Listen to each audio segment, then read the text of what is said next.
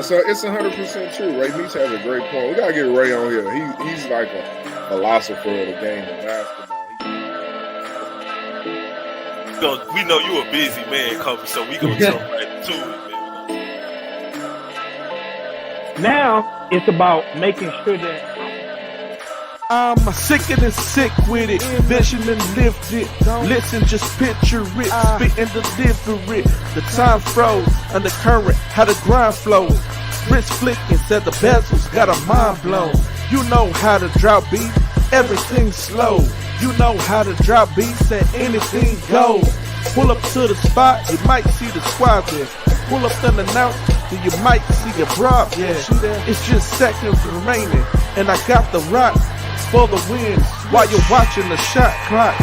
It's just seconds remaining, and I got the rock for the win. Thanks for watching the shot clock. The shot clock.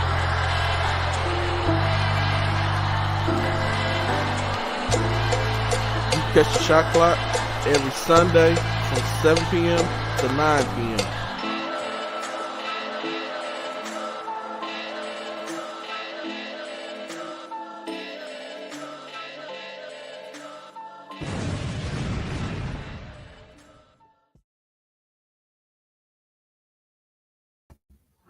What's going on, everybody, man? G-Day Hoop Scout in the building to be. This is the shot clock. Man, it was a crazy weekend. A lot of good basketball took place. Officially on Thanksgiving break. So you already know I'm turned, man. I don't know what the young people saying today, but I'm there. I'm whatever they saying. Whatever they say, whatever their little lingo is, that's right now. Ain't got no school, ain't got to go to work this whole week. A lot of good basketball is going to take place this whole week, so I'm excited, man. I feel like a kid at Christmas time right now. Feeling really good. Man, we ain't gonna hold everybody up, man. Hey, y'all know me. I normally do this for the other guys, the Ants, the D Kings, the Rob, for them to have, their voice, their opinions, to get on here, talk crazy, to argue, just to have a platform, in that sense, to go well with, to have other voices to go well with the theme of the show, high school basketball. And so, man, speaking of, man, we got D King is back, man. My guy's been not feeling good. Make sure, hey man, tap D King's Cash App, man. Bless, be a blessing. Bless my heart, please. Yeah, be a blessing to my guy, man. He been feeling under the weather, man. I'm glad that he's feeling better. He's back at it, man. I got an Alpha Flex hat for you too. Coach John of Mr. Alpha Flex will be doing a lot of Tashita stuff. Gave us some stuff to rock. Yeah, just to show some love, man, to the shot clock, man. So, hey, man, I appreciate that. The way my head looking, I need that, man. I definitely need that, man. Jacoby, man, you can't be posting the stats and then taking it down, Jacoby, man. Man, the Jets really disappointed me today. I wasn't even watching the game. Man, it was a 3-3 game. I gotta let it go. Zach Wilson is bad. He's terrible. It was a 3-3 game. We got to stop. Didn't score. Gave up an 85-yard punt return, kickoff return, or punt return for a touchdown. I think I don't know. It was very spectacular in here with a lollipop, bro. You gotta relax. He said spectacular. Tripping, bro. I come back, man. I be sick. Dudes come back with a lollipop in their mouth, man. What we doing, bro? Bro, it's candy, bro. Calm down. What kind of candy is it? What is that considered? What category is that? It's a lollipop. All right, and then you smack. No, man. I'm finna go back to my little quarantine, man. This ain't my type of show, man. Man, Good. Mackenzie ain't give me no points in fantasy. Man, I'm about to lose to Dre in fantasy football, man. Mm. Who in first place in that league? I can't see.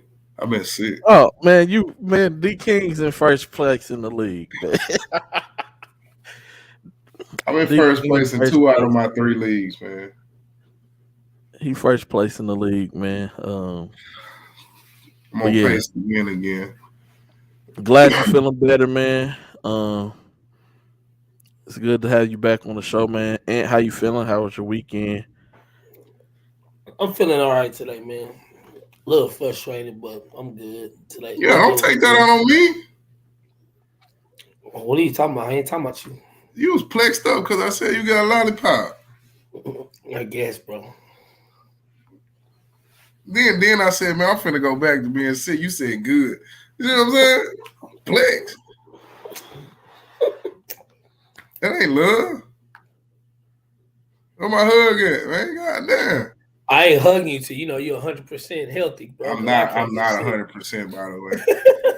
I'm just so tired of talking to myself. I had to get on here and talk to y'all. Hey, yo, what's that? Hey, that quarantine life ain't what it is. Bro, yeah, man. Yeah, man. I hit up D King. I'd make sure he was all right, man. Yeah, he definitely did, man. Blessings, man. Yep. Gave some blessings, man. He definitely did. Shout out to Rob is probably asleep. I ain't gonna lie. Rob probably sleep somewhere asleep. Didn't set the alarm on his phone, man. You know, Rob is the true Jamaican. He do everything. He do everything, bro. Boy, the true Jamaican, man. But yeah, what was you saying, D King? My bad, man. I had jumped the gun, man. No, I said, man, shout out to the people who hit me up. I think, like, it's crazy. Like, people notice you, like, silent on social media and stuff. And then they'll be like, man, you good? Like, you ain't saying nothing in a minute. Like, dude, I don't be tweeting like that and posting like that. Like, yeah, you do. You know? Yeah, you do. Yeah, you do. You be on the tweet. Nah, I don't think so. I think because I know people who really be in the Twitter streets. And so, like, I don't really be out there like that. But, nah, it was some of my boys in the group message. They seen I wasn't active and stuff. They hit me up. So, it was all good. But, bro, being in the house all week, bro, that's true. As much as I don't like my job, like, I ain't in love with my job, bro, I kind of wanted to go to work. Yeah. Yeah, but you get 2 weeks off, man. So, bro, I took a whole week off. I know, and then you get this week off, man. That's why I said at the beginning of the show, man. I'm excited. I'm pumped. I'm turned. I don't even know if they use that word anymore, but that's how I'm feeling right now. I ain't got no school. Yeah. I ain't got to go to the job. You feeling like the bomb diggy? Yeah, man. I'm feeling good, man. Got my Alpha Flex Scully on. Yeah, you know what I'm saying? Shout out to John, man. Yeah, man. I got the flu, man. He had the flu, man. I was out of there. I knew something wasn't right last Sunday, man. I left TSU, bro. Yeah. Actually, AG, what day you called me? That was Monday? Monday or Sunday, one of them, yeah. No, Monday or Sunday. One day he called me. I was like, man, I just left TSU or something. I said, like, man, I don't feel right. Something. He's like, man, for real. We supposed to ride the bikes. Yeah, we supposed to ride the bikes. Yeah. Yeah, but it's all good, man. I had the flu. I'm still not getting the flu shot. I still think that's bad juju. I ain't rocking with that. I never had one either. So yeah, I've never had one. And I think this might be my first flu in 36 years. So hopefully it's my last. Hopefully I can, keep my immune system up and eat right, eat better and stuff. Keep that stuff away from me. I got a road bike that I kind of put together over quarantine. No, I have a road bike that I got gifted for my birthday some years ago, like 2019. And then I have what is it? Like a mountain bike, like a 10-speed. He got a mountain bike. He be turning on the handles. No. D King, Quita really ride bikes like motorcycles. That's why she asked. Oh no, sweetheart. No. All right, bicycle. Sweetheart. Like Quita be on motorcycles. Like Quita I got bicycle. Yeah, she be on the motorcycles. No way. Yeah, no Kawasaki's CC 100 for D King, man. Yeah, no. She be on it. She be they on the look bike cool, bikes. man. They look cool. My mom got a motorcycle license. She'll ride bike. My mom got everything, bro. Motorcycle license, gun license, CDL, like everything. She can do everything. She got the cooking license joint where you can have a kitchen and stuff. All that. Yeah, Mr. Little, thank you, man. Yes, I did get that information. I'm supposed to be getting with the assistant director of the district to get the rest of the information from the head person told me to get with them. So I'll be getting the rest of the information on that. But I do appreciate the information that you did share with me. Gary he been working. Jacoby, he was at the McDonald's Texas Invitational Thursday, Friday, Saturday, covering both boys and girls. He was getting it in. He was working. So it has nothing to do with the Packers now. I don't know how the Packers been doing.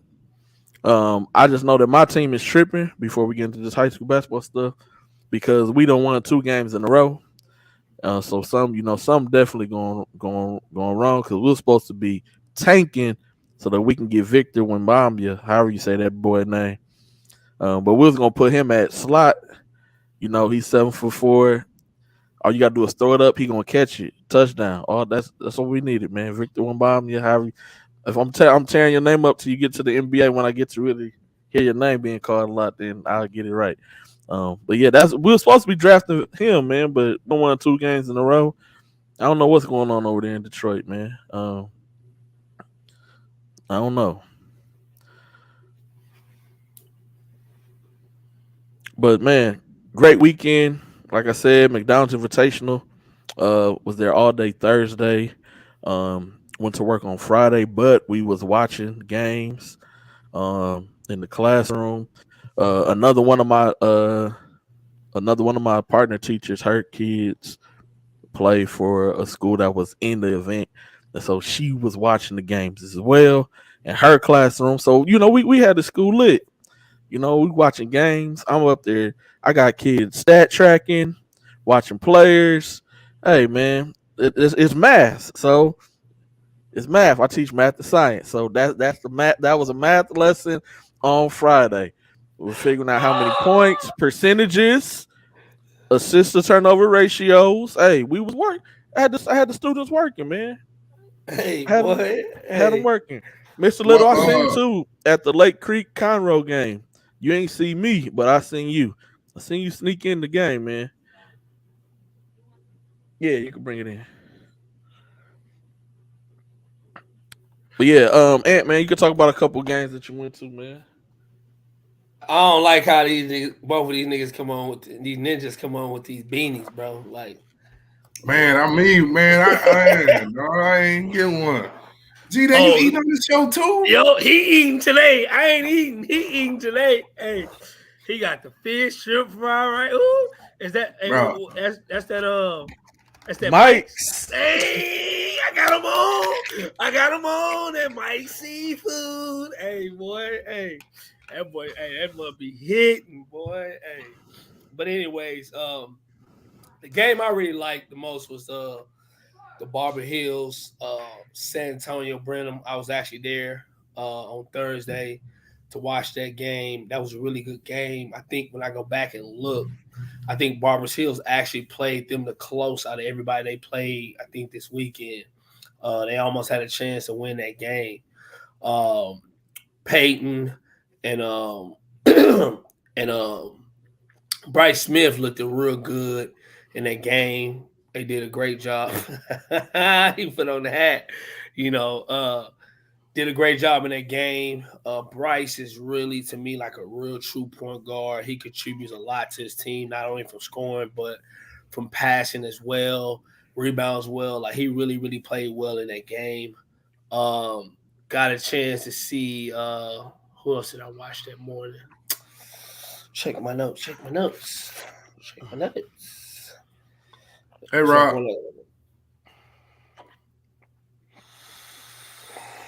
Good to see you back, 6 man. Oh, yeah, the South Fair Dawson game. I watched that game. Dawson, like it wasn't close at all. But I will say Kendrick Bailey is looking really, really good, man. Like he's playing on a really good level.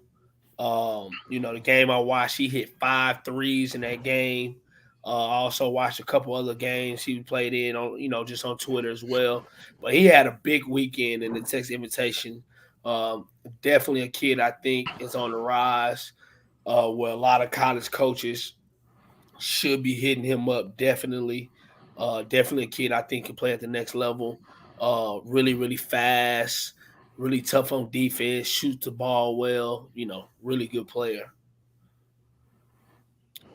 Why you moving your head, Rob? Hey, Willis, let me see this. When you say a lot of college coaches, right? That's a real. Didn't I say he was the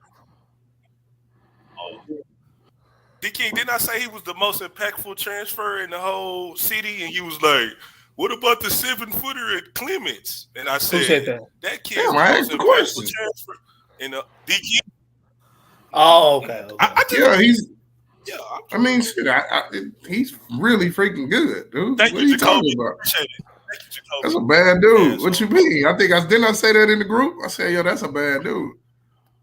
Yeah, you did say that. What was you gonna ask me? Damn, Rob charged me up, man, like that. I'm sick, bro. Damn, I got mucus. You can't hear in my voice. Please spare me, brother. I ain't gonna go too far because I know you got a question. But if you on the show, if you showed up on the stream, you can get it. Like if you step between the lines, you're not sick no more.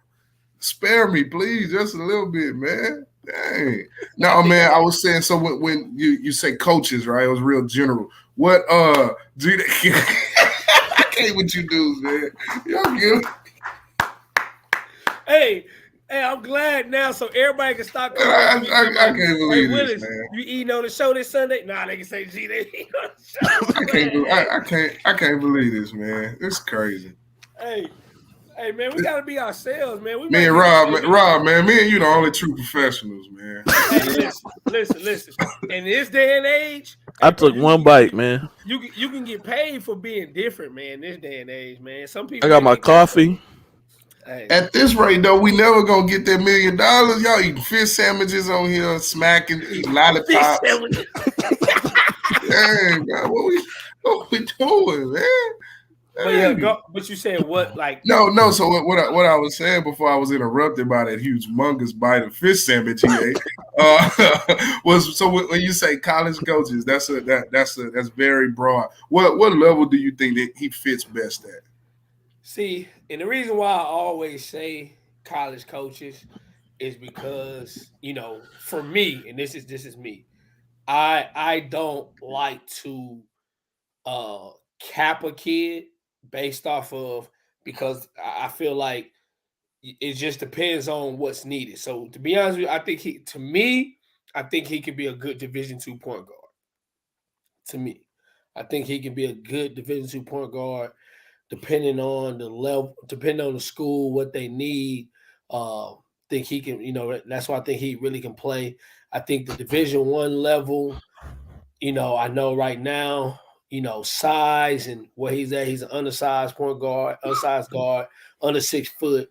So I just think that would be kind of difficult, but definitely can play the Division II. But I mean, the kid was getting to it. I've seen some small guards do well in the SWAC, so I'm not going to say he can't play at the Division I level, but I would say right now, I think he could be a good Division II guard, depending on what school he goes to. So, but I think we have. You'll think frozen. I think you have Division I small, and then you have small, right? So, I think small guards in the SWAC are really around 5'10", right? Like 5'9". What was my man that was from? What was he from? Minnesota. crazy dude. Remember, he was on the Adidas Gauntlet. Cooking Boys went to TSU with the handle. You know who? He's from Milwaukee. Trey Jefferson. Trey Jefferson. Milwaukee, Wisconsin. So he was probably 5'9". Him and Elijah Lee was the same height. So whatever Elijah Lee was, he was. They were the same height, right? Killer, right? Elijah Lee was a small guy, like 5'9". These sub 5'9" dudes who guys are listed as 5'9", realistically, what is their impact? You know what I'm saying? Like how can they impact the game? Because you see a kid like PJ Henry, right? He's not a really tall kid. But the way he's getting his stuff off at that level and against those different levels, you know what I'm saying? Like how do other guys' games translate like that? I think Kendrick Bailey games translate because he can shoot the heck out the ball. Like he can shoot it. Like this weekend, he every game hit at least maybe 3 threes or more in every game he played, I think, this weekend.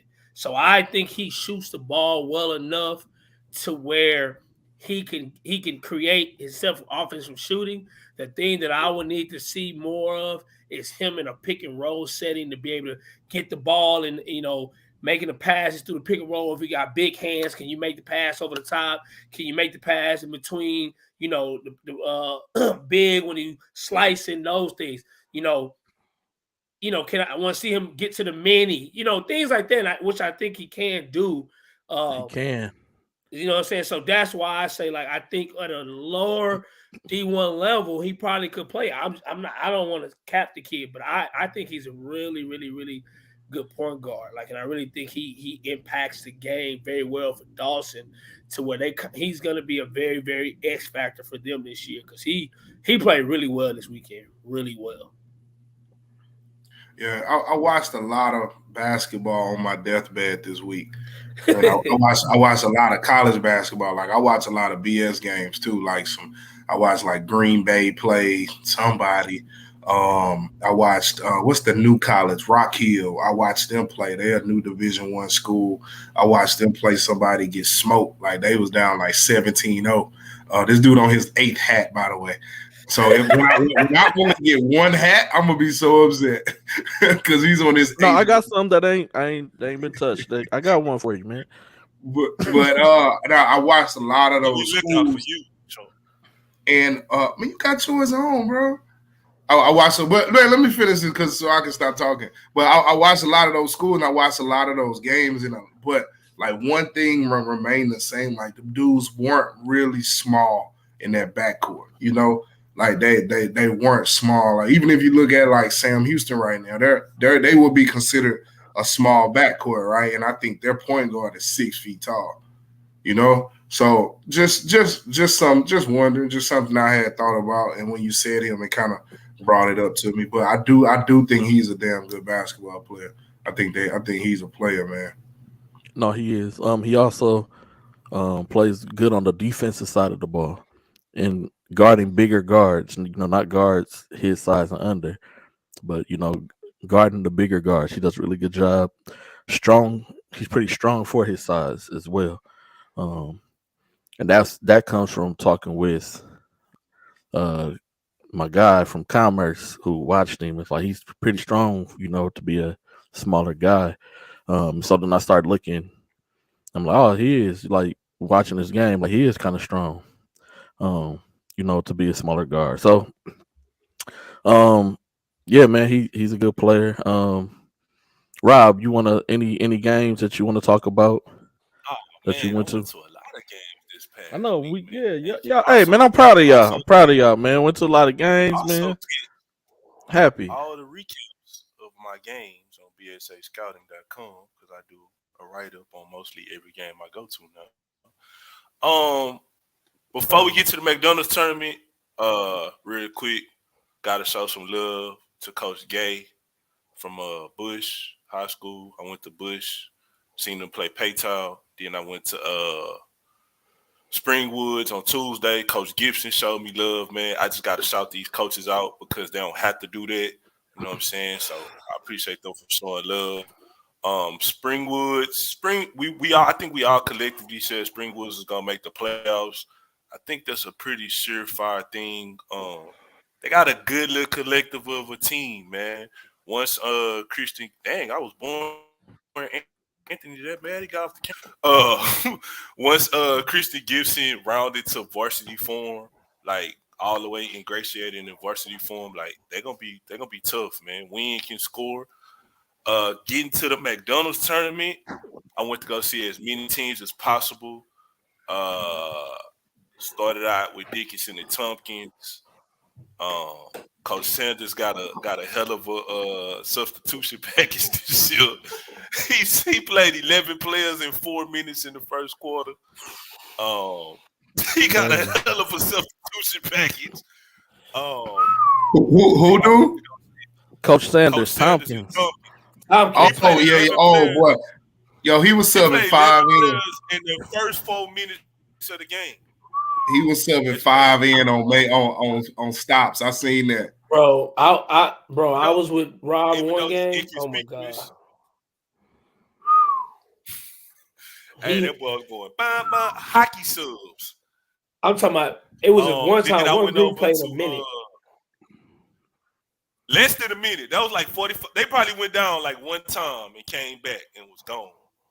It was one time. Even though my man ain't know here today, I don't see him. But I went to go check out Coach Wood's team. They played Manville at 10:30. That was an interesting game. Hightower was up the whole game, like by 8 to 12 points, and then they had a little mishap at the end. But if I check my stats, because for y'all that don't know, kid got didn't the kid get a technical? Didn't the kid get a technical? Hughes got a technical in the fourth quarter. Yeah, Jaden Hughes got a technical in the fourth quarter, and Coach Wood set him for like 6 minutes.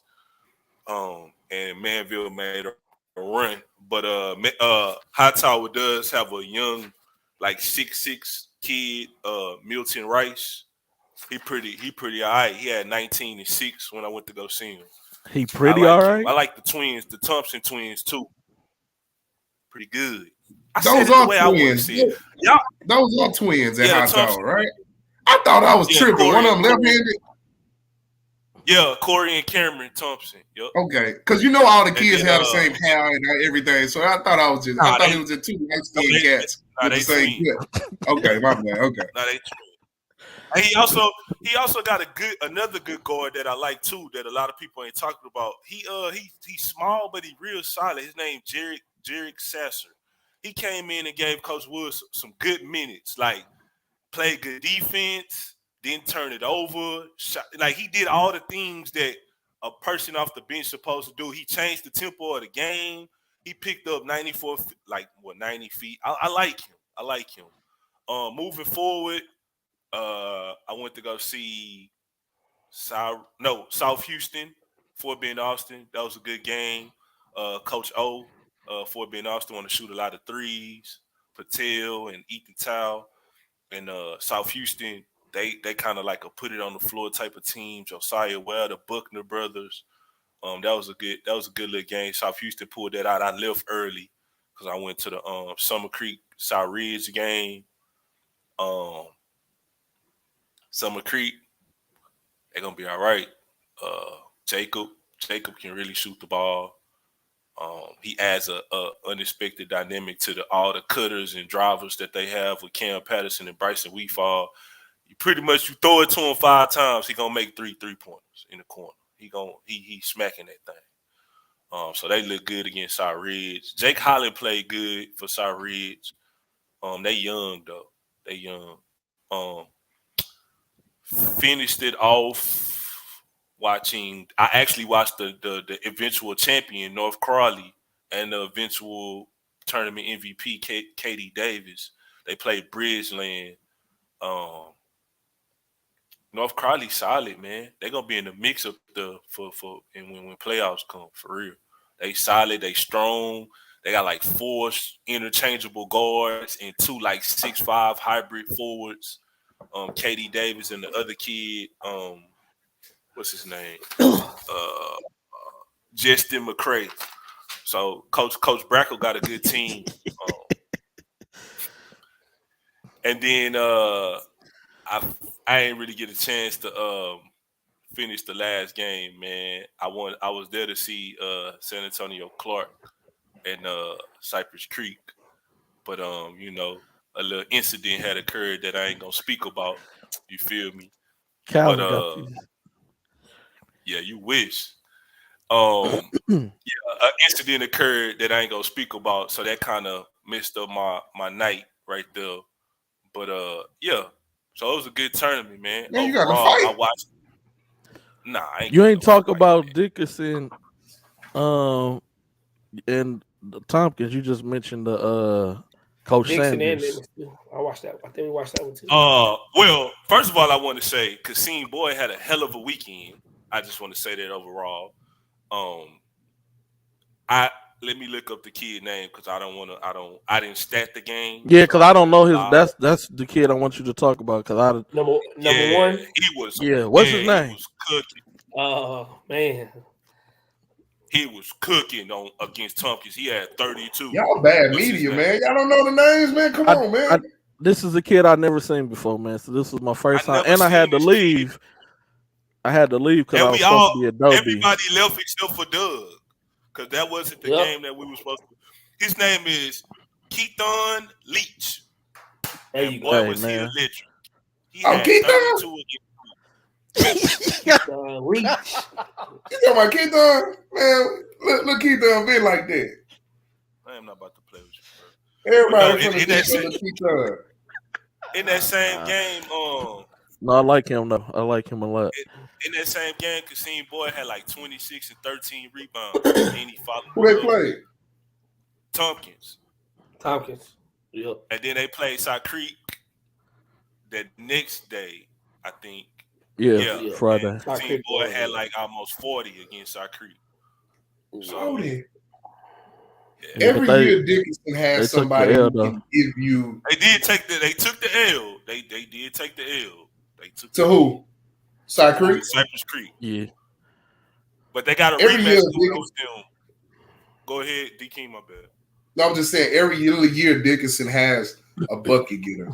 Like every year. From Jerian Spells to Tremont to Marcus Williams to who was that after them? What was my man name? Hey man, don't put that on the screen, man. Hey, what was my man name? Willie.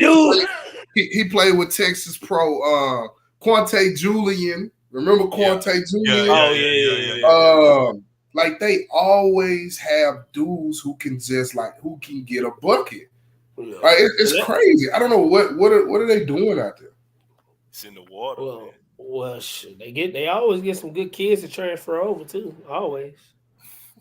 But who was it? Who did they have a few years ago? Like 2 years ago, who was that guy? Marcus No, them dudes been in school for this. They third and fourth year in school. What you talking about? This is Tremont third year in school. Okay, I'm saying 2 years ago. Like 2 years ago, who was they doing? That was the pandemic. That was the pandemic. They went to state. Oh, Steph Jones. No, they was gonna go to state with Tremont and them. Yeah, the next year they had Steph Jones. They had Steph Jones the year after that. They had Steph Jones. No, he ain't played. He was on JV. No, Steph Jones was on JV when he first came to Dickinson. I got you. But we talking about last year was Seth Jones. Yes, that's what I'm talking about. Yeah, last year was Seth Jones. Yeah. So they always have that. They always have a bucket in their trunk. And then so when Boy leave, they're gonna have the other kid because he's young. Number 5. Yeah. I think we're gonna move to Dickinson. I want my son to be. That's a big rematch coming up though. With Cypress Creek at the Hoops Giving though, because that team gonna look totally different because they getting 8 off the football field. So the team that Sock Creek played Friday gonna be totally different than what they play on Wednesday. They play at the Hoop on Wednesday at 11 at the Hoops Giving. Yep. Oh, I might be going to Texas Lutheran. So yeah, it was a good weekend of basketball, man. I watched a very interesting few games, right? I watched Hightower, like Rob said, lead in basically every game they played and lose majority of them in the fourth quarter. Turnover, shot selection, just like some bad basketball. So I talked to Coach Woods about it, just ask him how he thought, how he felt, ask him how tight he was going to put his do-rag on and stuff like that, because I knew he was over there stressed out. And, like he was just so, he was just so like cool and just, just laid back with his answers and his frustration, and it's just like you could tell the difference between young coaches and old coaches. Well, not old, but guys who've been coaching for a while. You better watch yourself.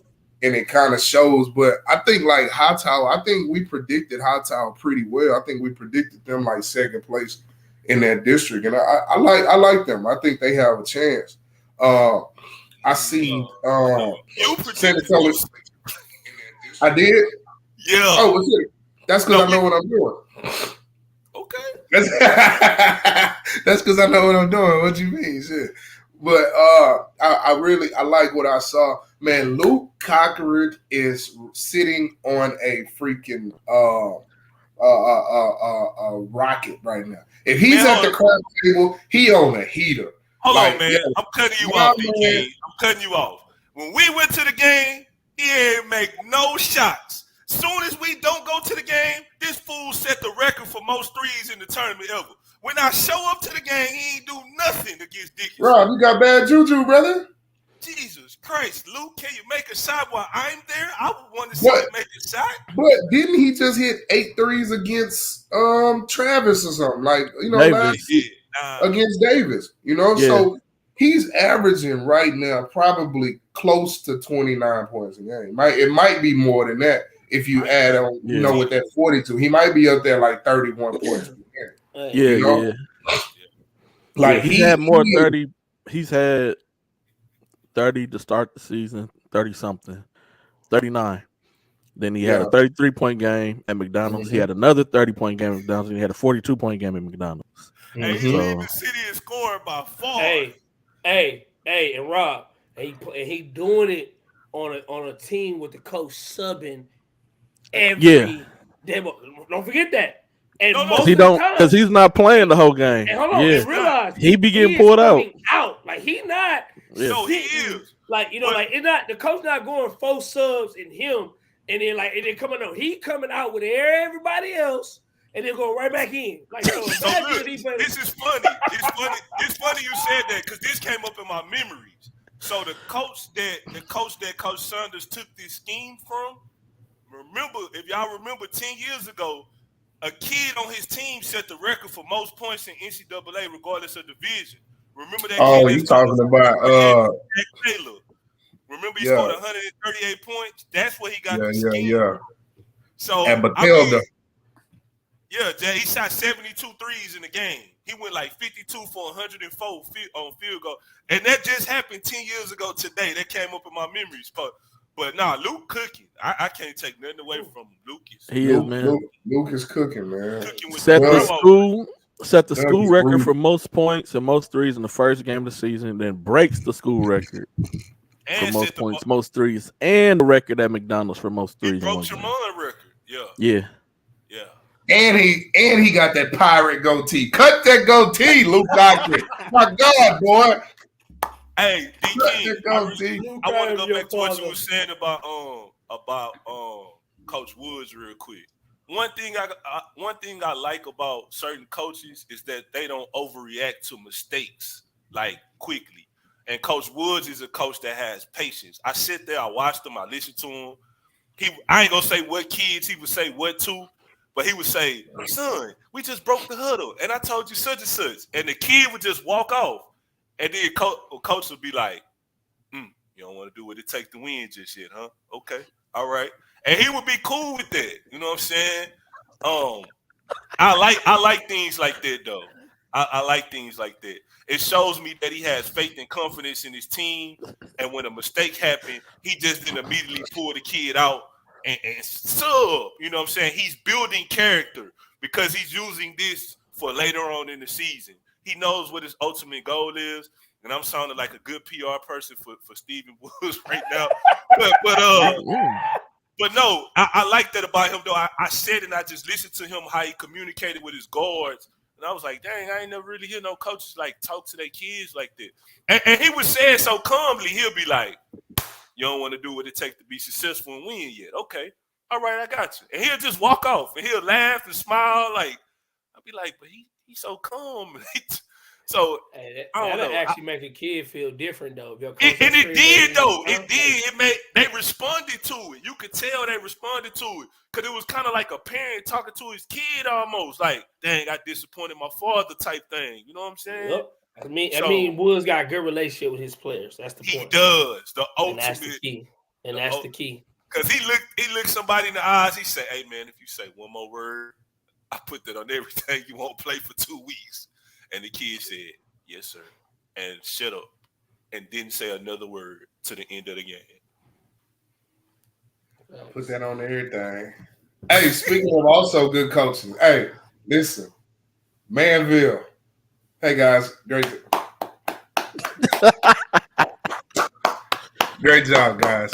Listen, D King, want to congratulate or commemorate? Congratulate. No, we're going to yes. You guys play some really good basketball this weekend. I have to say that. All right. I came into the season very weary of you. The season is still early. Don't get all your rocks off just too quick. Save some in your stick shooter. Don't get them all off. Don't put the what's that joint the boys put on the pistol? Don't put the silencer. No, man, ain't no silencer, man. What's the switch? Don't put your switch on your the switch. Yeah, don't get them all out. But no, Manville played some really good basketball. Won some close games at the end. They did a really good job, man. So I got man, stop doing that, bro. Dang, dude, we lost. It's okay. We 6-4. Dang, we up there. Just chill. Ew, boys got 4 losses out here. Bro, you might want to simmer down. Go look who y'all playing tonight. Go look at the score. Check the score. That's all I'm gonna say. Just check the score real quick. I can't. I'm kind of boxed in right now. Okay. We up 7-3. My man just threw a 50-yard bomb.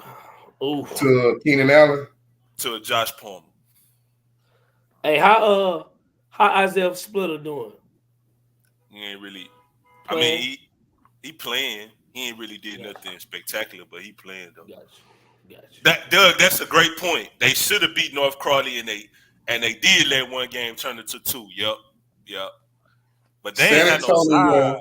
They ain't had no size for San Antonio Brennan, man. Yo, San Antonio Brennan was impressive to me. I like the way they surprised me because I ain't gonna lie to you. I didn't think they was number 2. Everybody said number 2. Like, hey, they came out here and gave everybody the business. And they got a kid on their team that can shoot the ball. Like, I was watching the game with, I think G-Day, we was at that game against Barbers Hill. That's Donovan Chris. Hey, that boy's a freshman. I was talking about Strap. Hey, strapped up, shouted. Like, I was like, but here's the thing. They have one senior, right? 123. Yeah, number 3. The tall kid. Number 3. Talking about, yeah, the tall kid. Yo, that kid, I don't know who he played with, where he from, whatever his time situation is, but that kid can freaking play basketball. Yes, he can.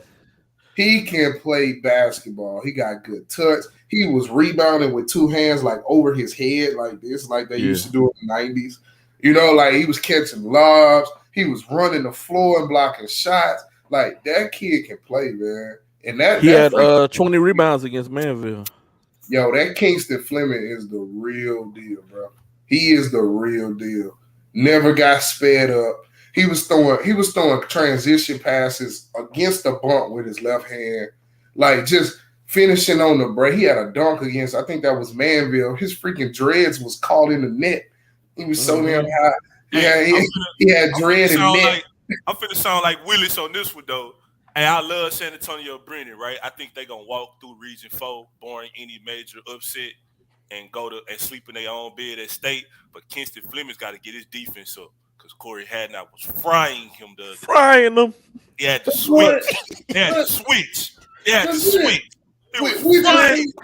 Man, we just seen hey, like house party. Switch. Man, we just seen that dude give somebody 12 in a row at the end of a half. Like, what you mean? He got to get his defense up? No, he was getting fried. He was getting fish filleted by Corey. Man, stop it, bro. Yo, if you already know, if that dude get going, you can put goddamn Pat Beverly on it. Like, it don't matter. Like, he one of them kids. If he get going, it doesn't matter. That kid don't need to get his defense up. He just needs to make sure he don't play against no more seniors who got a strap. Who got a strap like that? What you talking about? He said it don't matter. You put Pat Beverly on him.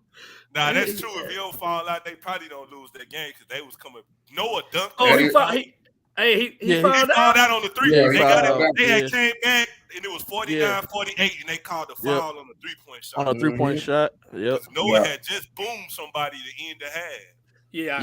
I see them. Ooh. Yeah, I don't know if y'all seen my tweet. San Antonio Green is good. I don't know all their names. I ain't finna front. 42 is good. 3 is great. What makes them dangerous is they got 2 sophomores and 2 freshmen who start with that senior, bro. Like, that's what makes them really tough, man. Like, and then really they had one of their better freshmen. I think a freshman. He was hurt. Another guard, like, he was hurt. Yeah, so he was hurt. What's crazy about it, I seen all those kids like 2 years ago. All of them was at the Lucas middle school camp, and I remember all of them because the white kid is the coach's son. They all play for San Antonio Future, but the thing is, bro, them boys all been playing 17s since, like, with that San Antonio Future team, like, all of them together, even like 8th, 9th grade, they all kind of, some of them, whatever. But that group is dangerous. Very dangerous. You know who coached San Antonio Future, huh? They'll be back to play Atascocita Wednesday. That's him.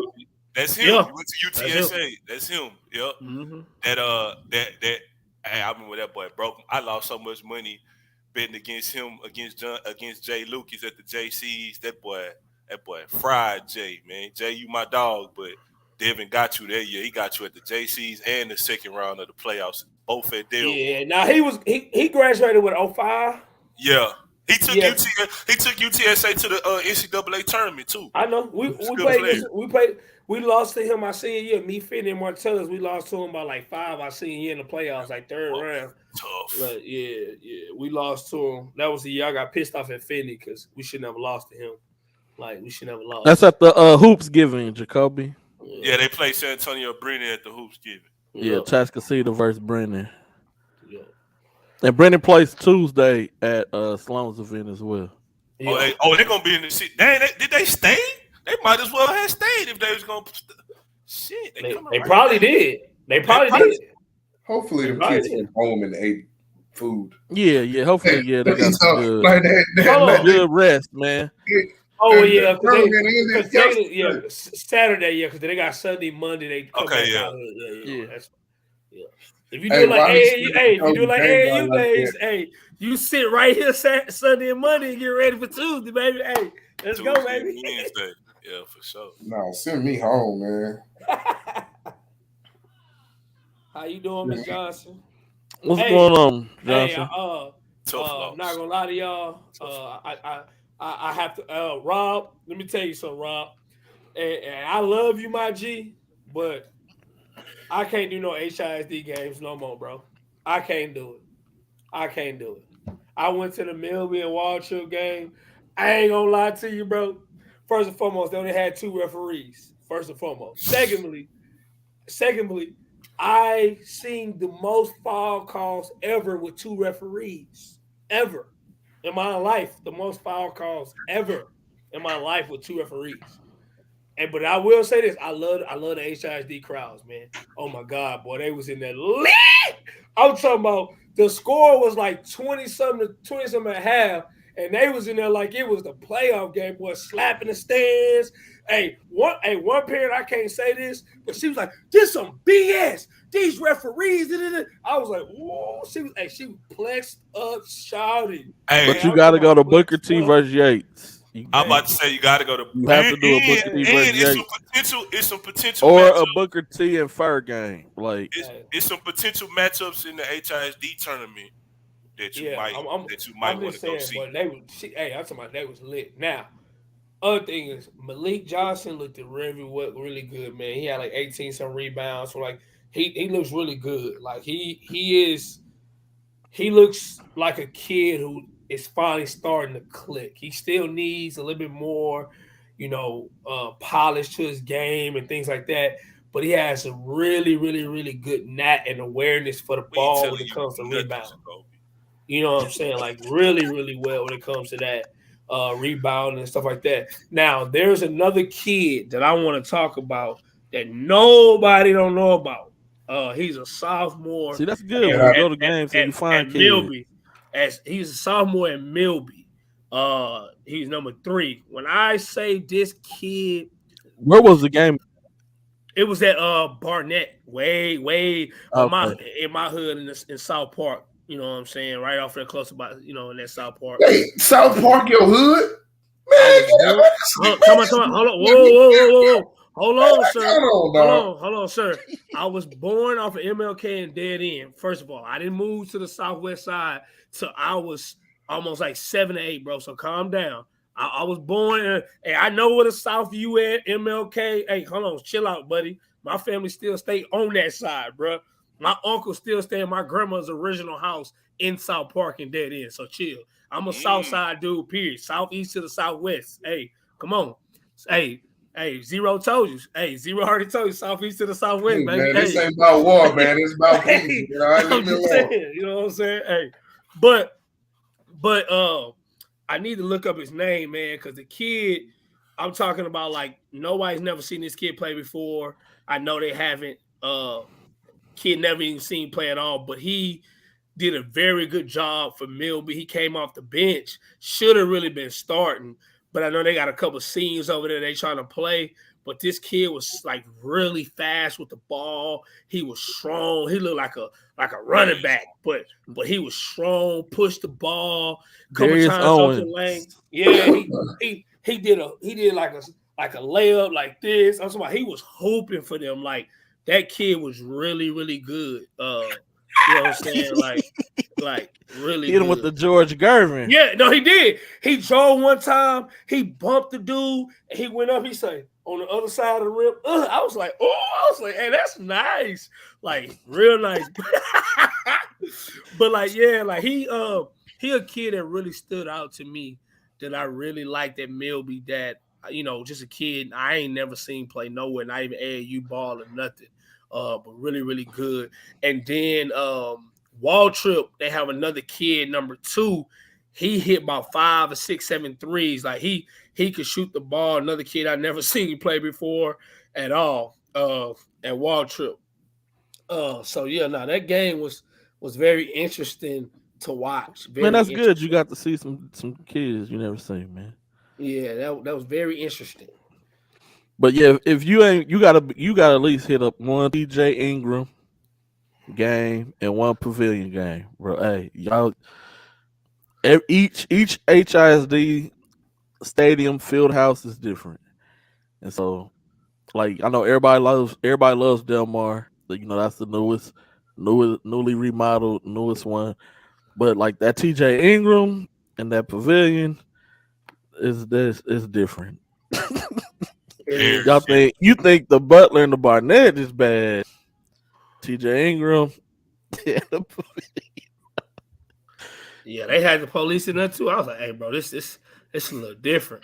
The lights were dim. I'm like, hey, bro, they always dim that boy. Bro, I'm gonna get you. Hey, lights is only on the court. That's it. Yeah, bro. Like, hey, Willis, bro. Willis, how many HISD kids do you have in your program? I got 0. Otis. Otis. And well, at the time, do that count? Otis wasn't an HISD kid. I got Bub. I got Bubs. Yeah. Now you got 2 others. I have 2 more this year. Did Otis count? Oh, the ones you just named? Man, this dude here. No, not the number 3 and them. No. No, but I'll have two. Wait, why them kids can't? Man, go on. No. I'm not saying they can't play for me. I'm just saying, like, like I got two. Hey, this is what I think you should do. On to what he putting down. Not catching on to what he putting down. No, I'm not. I ain't even lie to you. I ain't even fishing for it, brother. Think about the game he went to. No. Okay, cool. Hey, you can give out. Damn, I forgot I was gonna say messing with you, man. HISD. When we gonna get to that? When we gonna get? This is a good transition for that yesterday thing. Yesterday. Herb said we scary. He said just call it what it is. Bro, ain't no. That yesterday thing. What yesterday thing you talking about? Y'all don't know what happened yesterday? The HISD? What just happened yesterday? Man, y'all crazy, man. Booker T went down there to Beaumont, man, got up on the people's head. What you talking about, man? Booker T went down there to Beaumont. Hey, remember they won that state championship. They say they not Houston. Remember that? Yeah. All right, good. Hold that. Put it in the bag. He said, hold it in the bag. Booker T, y'all don't know what happened. Booker T, I'm thinking you talking about like somebody that got shot. Like scandal or some shit. Man, I don't do all that mess. I ain't here to gossip. I ain't here to gossip. Let's get straight to it, man. What you talking about? And the kid from Watership name is Ramon Landry. Okay. I know Moni Mo.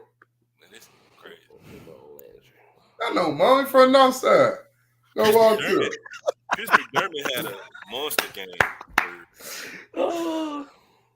Yeah, Booker T went down to Beaumont United, man. Came back with the dub. Shout out to Coach Grayson and the crew.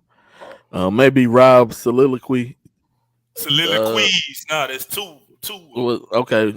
The main one, the long one, the 30-minute soliloquy that Rob gave. Maybe that little fire underneath them. But no, that was a good game, good win for them. It was. So, hopefully they can keep it rolling. I think McDermott had like 18 rebounds that game. And I had just said in the article that I wrote, I would like to see him get back to, just living in the paint, eating on the glass, and stop playing on the perimeter. So that was good to see him get back down there, be active down low. Because rebounding, people they make it seem like it's really, really simple and easy, but it's an art to it, man. And I think Chris McDermott does a really good job, especially like tipping the ball to grab possession of it. Just kind of like how Dennis Rodman did. Not saying he's Dennis Rodman, but he has an art to the way he rebounds that makes him a really successful rebounder. And a lot of kids don't do that. Everybody just want to jump and try to go get the ball.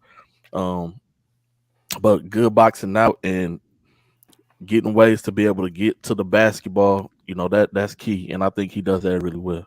Man, as long as he stick away from all that trying to in between double crossover dudes and all that's that. What I said. Yeah, get off the perimeter. At the season opener. Yeah, man, I could flicked him in his flat top with that nonsense. Long as he stick away from that and play his game, stop trying to prove a point or something. I think he'll be perfectly fine, and I think his team would definitely skyrocket to the top because to me, I think he's the person who that team's success relies on. I don't think it's Otis or a Kendrick Lewis, a Kenneth Lewis, or any of those. I really think it's Chris. I really think it's him because his play is what impacts the difference. In a basketball game, like getting out rebounded. You know what I'm saying? Mm-hmm. Finishing around the basket, dudes getting easy baskets. The stuff he does definitely determines that. So as long as he stick to doing what he's really good at, I think Booker T got a chance, man. They had me. I ain't gonna lie. I think we all was a little like, damn, at the season opener. After they gave up that big lead. I wasn't on last week. I'm sure y'all talked about it.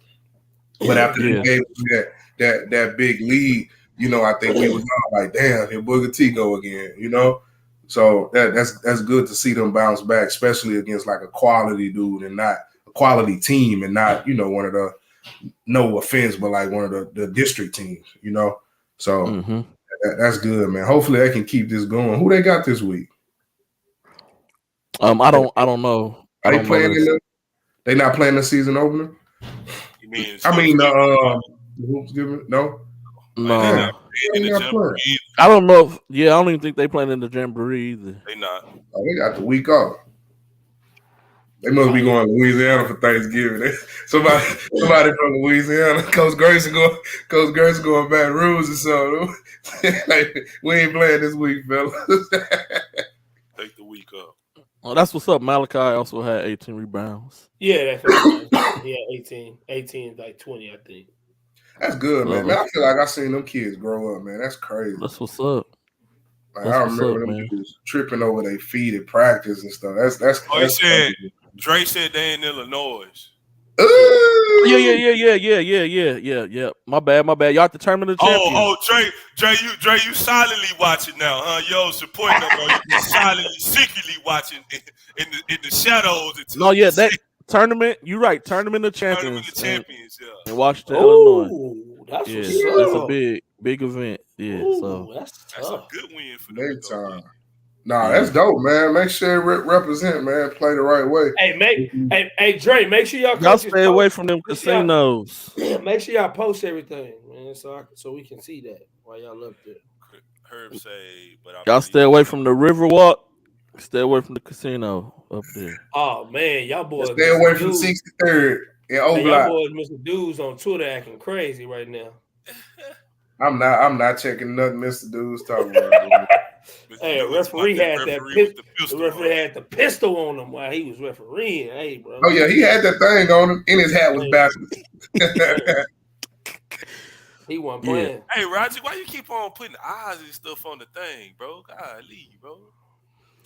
I know. It's in Washington, but I'm just telling you. They not in Chicago. Nah, tournament champion, Washington, Illinois, but it's right by Peoria, the river city. So, it's a Riverwalk area, kind of like San Antonio, Riverwalk, and then they got some casinos right on the river too. So, then y'all just be careful in Peoria in the 309, man. We don't give a damn if D King feel better. He on the show. Yeah, D King feeling better. Doug. Yeah, Doug, D King feeling better, man. Hey, Rob, stay plexed up, bro. Stay plexed. Yeah, man, I'm feeling better, man. Doug probably got me sick. I went to that TSU game with him, man. Yeah, you was in the TSU. Mm-hmm. We went to the game. Went to the Arizona State game, man. Oh, Coach B asked the You went to the frat party first. Oh, that's why Coach B said that. I wouldn't have made it to the game. Coach Lee said this. The question of the day. He said this on Twitter though. He said the question of the day is, "What will Willis eat today?" Hey, first and foremost, I already ate before. I had Takana soup before, so. This dude think he Hispanic, dog. That's all he. Soup, taco, man. Down, man. Hold on. Takana soup is not Spanish. It's potatoes, Italian sausage. What's the green that's in the parsley and soup? That's what it is, bro. This dude said parsley.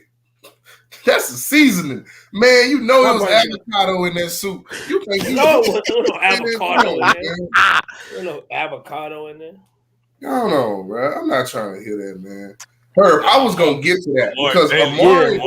Let's talk about that. Yeah, let's talk about that. Amari Bailey is struggling. He is struggling. Chris Livingston is. I don't. It's not my place to say things like this, but he isn't good at basketball. You know, he's a big ass dude that can run and jump, but he doesn't have. I don't think he has a skill set. You know, like I don't think he has a position. You know, like where do you play him at? What does he do well? He's your best defender. All right, cool. Can he make a shot? Can he? You know, it's like what does he do? It's crazy. Yeah, Bona, same thing with Adeem Bona. Was watching that UCLA game, man. It just I don't know, man. I don't know. Yeah, Illinois held them in check, man. Shit, Illinois They did, and they was up big on Illinois too, and they let Illinois walk that thing down on them. I think Keontae George has been solid. Today he wasn't. LJ, it was just the LJ Crowd show today. But that first game, Keontae fueled their run in the second half. What was that, Friday night, I think it was? He really fueled that run. I think he contributed on like 12 straight buckets. So I think Keontae will be all right in that. He's talking about a different trip, bro. Pat took me to Monterrey, Mexico when I was 23 years old, man, to go hoop over there, man. And boy, I couldn't even speak Spanish then. They was trying to get me to play ball, and they was like, "Hey, man, you got to go to school for like 3 months or something like that and take nothing but Spanish class." I was like, "Nah, I'm good. But yeah, that Mexico trip was different though. That Mexico trip was live. Appreciate you, Pat. Appreciate you, my guy. Man, Pat, where was it? You wasn't no hooper back then, bro. Sorry. What you talk about? I was better than you. Hey, what are you talking? Man, stop it, man. Let's move on, bro. For this turn to something else. Now we really about to be beefed out. 23? Man, let's move on, man. Stop. I had bounce. Man, stop. Man, let's move on. And I had bounce too. I'm 6'3". That don't mean nothing. I'm 6'3" with a strap. I like this. Y'all you better ask Pat. With a strap. Hey, you better ask Pat. Stop it, hey, hold on. Pat used to take. Hey, hold on. Pat used to take me to Lake Charles. Hey, Pat used to take me to Lake Charles from the Pro-Am tournament with Steve Franz, Catino Mobley, Shark. All of them played in. Herb. All of them played in Lake Charles. I played with them. So hey, you twisted. Pat, you would have took me. You would have won, Pat. Hey, I was playing against the real overseas dudes. I'm talking about with Herb and all those who. So Big King was playing against the fake overseas dudes. I was in there on Sundays playing against Herb and all them dudes. Hey, I'm just saying. Hey, that's when the Fees was in there and all them cats. What you talking about? Hey, oh man, stop it, man. Hey, come on. Stop it, man. Hey, man, go on, bro. No, go on. I'm telling you right now, I was better than you by this much at 23 years old. Okay. Who's better now? Right. Me! Man, what is that?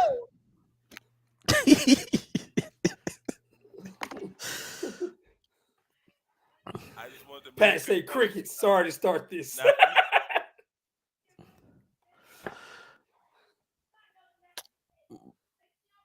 But yeah, man.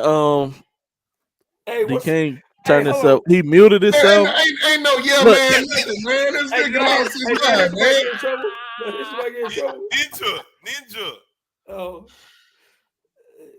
Oh man. Oh man. I just want y'all to know it's not me. I'm not yelling. I haven't yelled at anyone today. I haven't gotten any arguments, okay? I have my Alpha Flex hat on, provided by Coach John. It's great quality. It's keeping my head very warm right now. Go get you one. You know what I'm saying? Oh, hold on. Stop. Put that up. You feel me? Put that up right there. You heard what the veteran said, man. You heard what the video, and we heard what the veteran said. Stop it, man. Hey, put me on the screen with that by myself, GD. I just want this one time so I can get a screenshot of that. Nah, man. Hey, y'all see what my main man heard from Fifth Ward said, man. You feel me? Even though that was 3-on-3 and not 5-on-5, so I'm not. In the 3-on-3. Wait. You talking about the 3-on-3 tournament at the Fundy? Nah, we played 3-on-3 at 1 o'clock. At 1 o'clock on Saturdays. At 1 o'clock. No, I didn't do the 3-on-3 back in the day, but I did play that. I did play in that 3-on-3 tournament. It was cooking boys at the Fundy. It was started at McGregor Park. Then when you win, you go to the Fundy. We played at the Fundy. I think it was like a Red Bull joint or something in that cooking boys. Yeah. Come on, man. Hey, come on, man. Look, man. Hey, man, let's move on, man. I'm too old for it. I'm too old for it, man. I apologize, America. Hey, Coach Ken. I had to take my jacket off. It was cold as hell up in the gyms, man. I went to Pasadena Memorial. It was cold in the mud. Hey, I just realized, Mr. Coach Dean got his name back on Facebook. You don't say Facebook user no more. Yeah, yep. Jacoby, who you gonna play? Oh, we gotta have an under 5'9" tournament for you. You and my man from Seed King. What's my man from Seed King name? Coach McBride. Y'all can play too. Y'all can be the undercard. You and McBride can be the undercard. Hey, don't kill D King over there, man.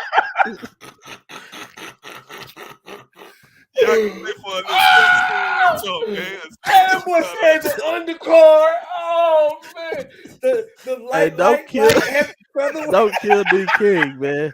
Don't kill D King over there, man. Dang, D King just getting over his sickness. Boy, you finna. You can put the little fish price on like. We can call it what you said. Man. You know what I'm saying? Oh man. I am about 55, but I'm still. Man, my heart can't take this, dog. Come on, man. Ooh, my heart, man. That's both of them my guys. Jacoby like my brother. That wouldn't be a good matchup, bro. Jacoby and McBride, bro. That's a good matchup. You gotta match people up in their weight class and their height class. But that's a tiny good matchup, bro. You know what I'm saying? Hey man, where y'all pulling up to, man? Hey, Coach King, hey, he out of love with us. Coach D tripping. He talking about he hella short to be a man. I appreciate y'all. I finally got one good joke on the show, man. Where y'all pulling up this week, man? Where y'all headed? Oh, Tuesday, 7 Austin Westlake coming down to play 7 Lakes. Hey, you yes, sir. 3 p.m. Huh? You coming outside, D King? I think that's by Tuesday. Damn, if I can't come out by Tuesday, no, by Tuesday. Look, I need a haircut. God damn. Herb, I'm gonna be at work tomorrow, Herb. Coach. Yep, Coach Pat. And Grace Christian has an event this Monday and tomorrow and Tuesday, as well as Coach Twine at St. Thomas Episcopal. Hey, Herb, Monday and Tuesday. On Tuesday when y'all play Wheelie. Make sure y'all go to bsjscouting.com. You can find the schedules on the site, man. Okay, see King play Westfield tomorrow. What's up? You ain't got the schedules, really? bsjscouting.com. I'll be so disappointed when I gotta go look myself. Hey, man. All right, hey, man. D King, look. I be the same way. I be like, hey, hey, man, go check on the website. I'm like, it's on the website. Go check on the website, man. Like, come on, yeah, I ain't went to a game on Wheatley campus in like 8 years. So. Wait, y'all at when they play Wheatley? Oh, we usually play Wheatley Tuesday. Yeah. Yes, at Wheatley High School, man. It's a lot of games going on this week, so it is. Yeah, Westfield play C King tomorrow. Springwoods play tomorrow and Tuesday. Yeah, St. John's play Lutheran South tomorrow. Stratford play Side Ranch tomorrow. Hightower play Dobie tomorrow. And it's more than that. It's more games than that. It's a lot. Tuesday. Elkins on Tuesday. Yep, Side Creek and Elkins play at 1 on Tuesday. Rematch. Hightower. Yeah, they play Tuesday at 1 o'clock at Elkins. Damn, that's a lot. They play 3 times a year every year. Hightower play Straight Jesuit Tuesday. Whoa, dang! Hightower got Dobie and Straight Jesuit back to back. Hightower got Straight on Tuesday. Well, at Straight at 1 o'clock. Damn. Hey, Doug, who Dawson playing at 4 p.m.? Manville. Oh, wow. Damn, that's a on good Tuesday. Game. Yep. And then Westlake, 7 Lakes. Milby play St. Thomas. Milby play St. Thomas tomorrow?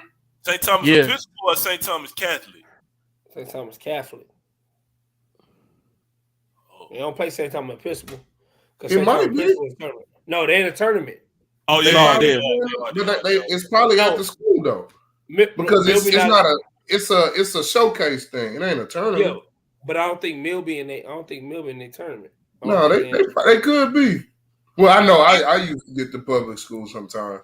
Either one of them would be a good matchup. Did they add them? No. Yeah.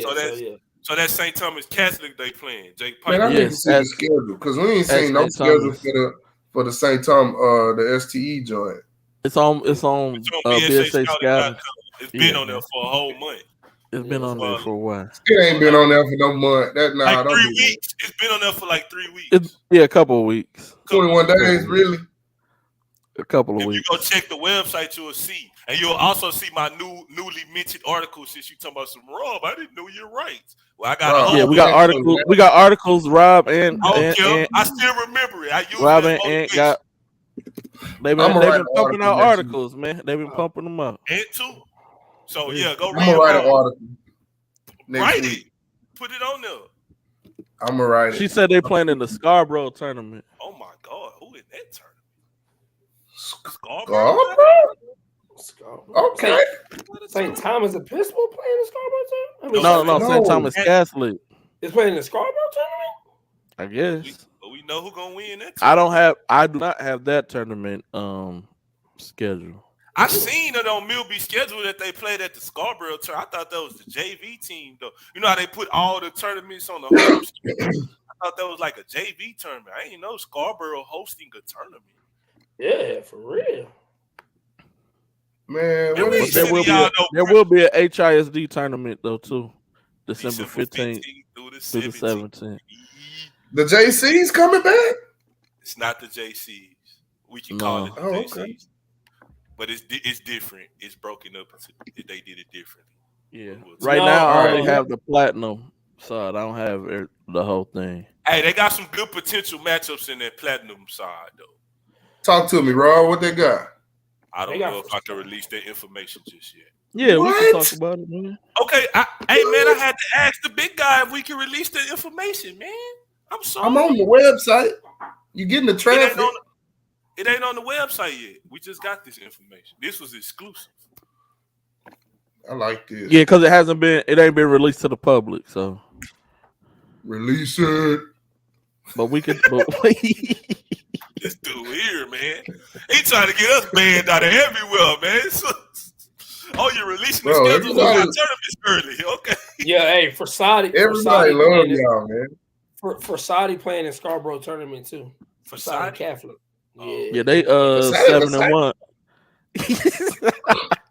they 7-1 on the seed to start. Yes, they play Milby tomorrow. Hey, Mr. Little, I'm gonna be there when y'all play Wheatley on the 29th, the double hitter. Yeah, shout out to Mr. Little, man. It's Yates and North Forest, and then y'all play Wheatley at 7:30 at Barnett. I'm gonna be there. Bro, I don't see the schedules, man. My internet going bad though. My laptop trash. Oh, we winning still? Let me check my schedule. I'm gonna look at my phone. I just want to say I hate Arkansas. I hate all Arkansas fans. I hate anything about Arkansas Razorbacks. I just want to say that y'all are disgraceful even in winning. The dude went and stole the dude from Ole Miss helmet and ran in the stands yesterday. Like, you're trash. That's pretty funny. You're winning the game. Like, show some class, bro. Octopus energy. G-Day, what did you say? What the fuck? Oh, this is the tournament schedule? What? I'm just sharing what potential matchups could be bad. Hey, I don't have nothing to do with the name of it.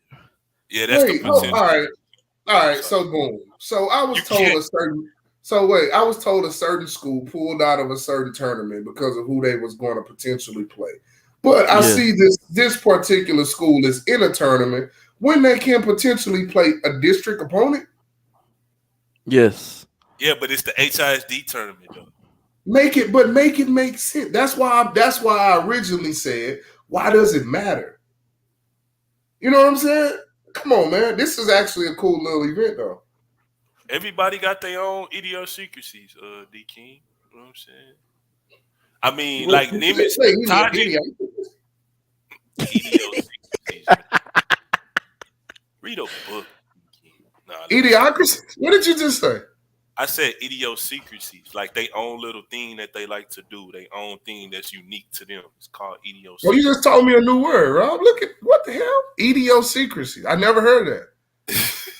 It mean like something that's how can I say? It's like something that you a coffee drinker, right? So your chestnut thing is your idiosyncrasy. It's like something that's pertaining to oneself. Man, hell no, I can't spell it, Doug, but I know what it means, though. I know how to use it in a sentence. But like Taji done played, bro. Taji, do y'all not realize Taji done played Dickinson 4 times in 1 month? Mm-hmm. Like Side Creek done gonna play Dickinson and Elkins within 5 days of each other. Yeah, and they have Side Creek has a chance of playing Dixon again in the Side Hoops Invitational. And Summer Creek too, because they just played Summer Creek. Yep, and Summer Creek as well. They might want to try to get that Summer Creek lick back though. Hey, that was a good. That ended up being a good game. And Cam Patterson didn't play. I don't even know what happened. Cam Patterson. Yeah, I'm in Shadow Creek. I'm sorry. I thought you were talking about Nimitz and Shadow Creek. No. Hey, no, but go ahead, Rob. Yeah. Oh, my bad, G. I mean, no, it ain't no thunder, man. Like I told the people before, all y'all hopping on, man. I'll do this show so y'all can talk, man. Shadow Creek lost to Straight by 20. By 20. Yeah. That's wow. That's different. To me a little bit. Straight undefeated, huh? No, they lost to Bel Air in the season opener. Oh, Cam he got a concussion. Okay. Big old head boy. I need Doug to say that better next time. He was concussed. He was concussed. Yeah, Jacoby, straight Jesuit beat Shadow Creek by 20, man. But if you think about it, though, this is what I said. I'll say it publicly because it's not really disrespectful. Where is the consistent scoring going to come from Shadow Creek, though, without Bryce Jackson? Like, Mike can play. It got to be Garcia. It got to be, but Garcia is a shooter, though. So if he's that's scoring. You got to get them things up. Coach V said Hipper.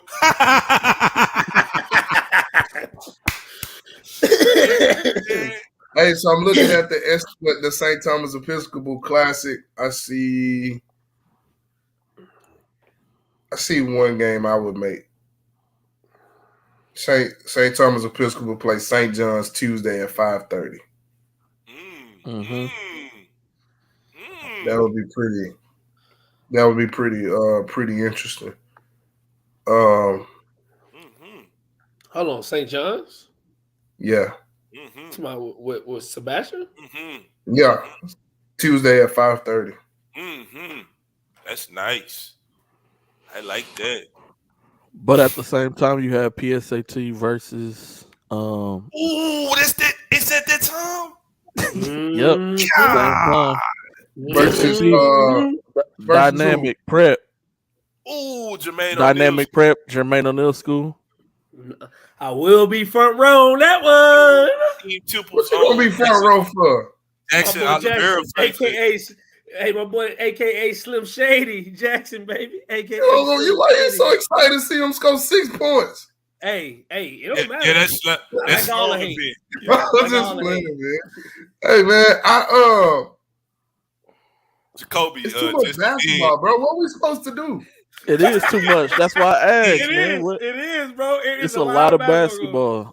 That's why I asked where boys going, man. Yep. Tuesday, dang, bro, it's basketball all day. Hey, and what's the call play Tuesday night too? Play Sean Archie and Jonathan Ogunfoye. He do, Jonathan Ogunfoye. Yeah, they'll be back in the city Tuesday night. I'll come down here too on Tuesday night. Damn. Yep. It's gonna be thick this week, boy. It's gonna be thick. Bro, and Saturday I'm probably going to man. Yeah, Saturday, yep. You got Friday and Saturday. But I'm going to UT game. They play usually them playing UT. So I gotta see them get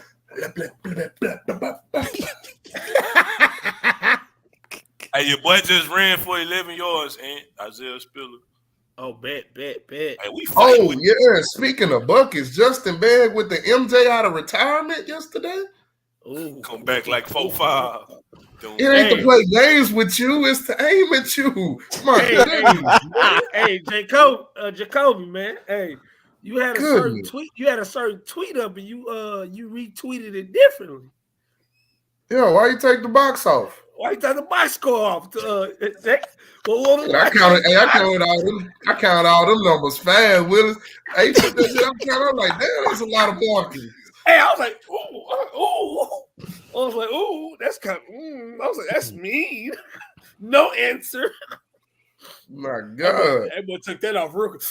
Let me take that. But yeah, a lot of games. Monday, Tuesday, Wednesday, Friday, Saturday. It's a lot of basketball games.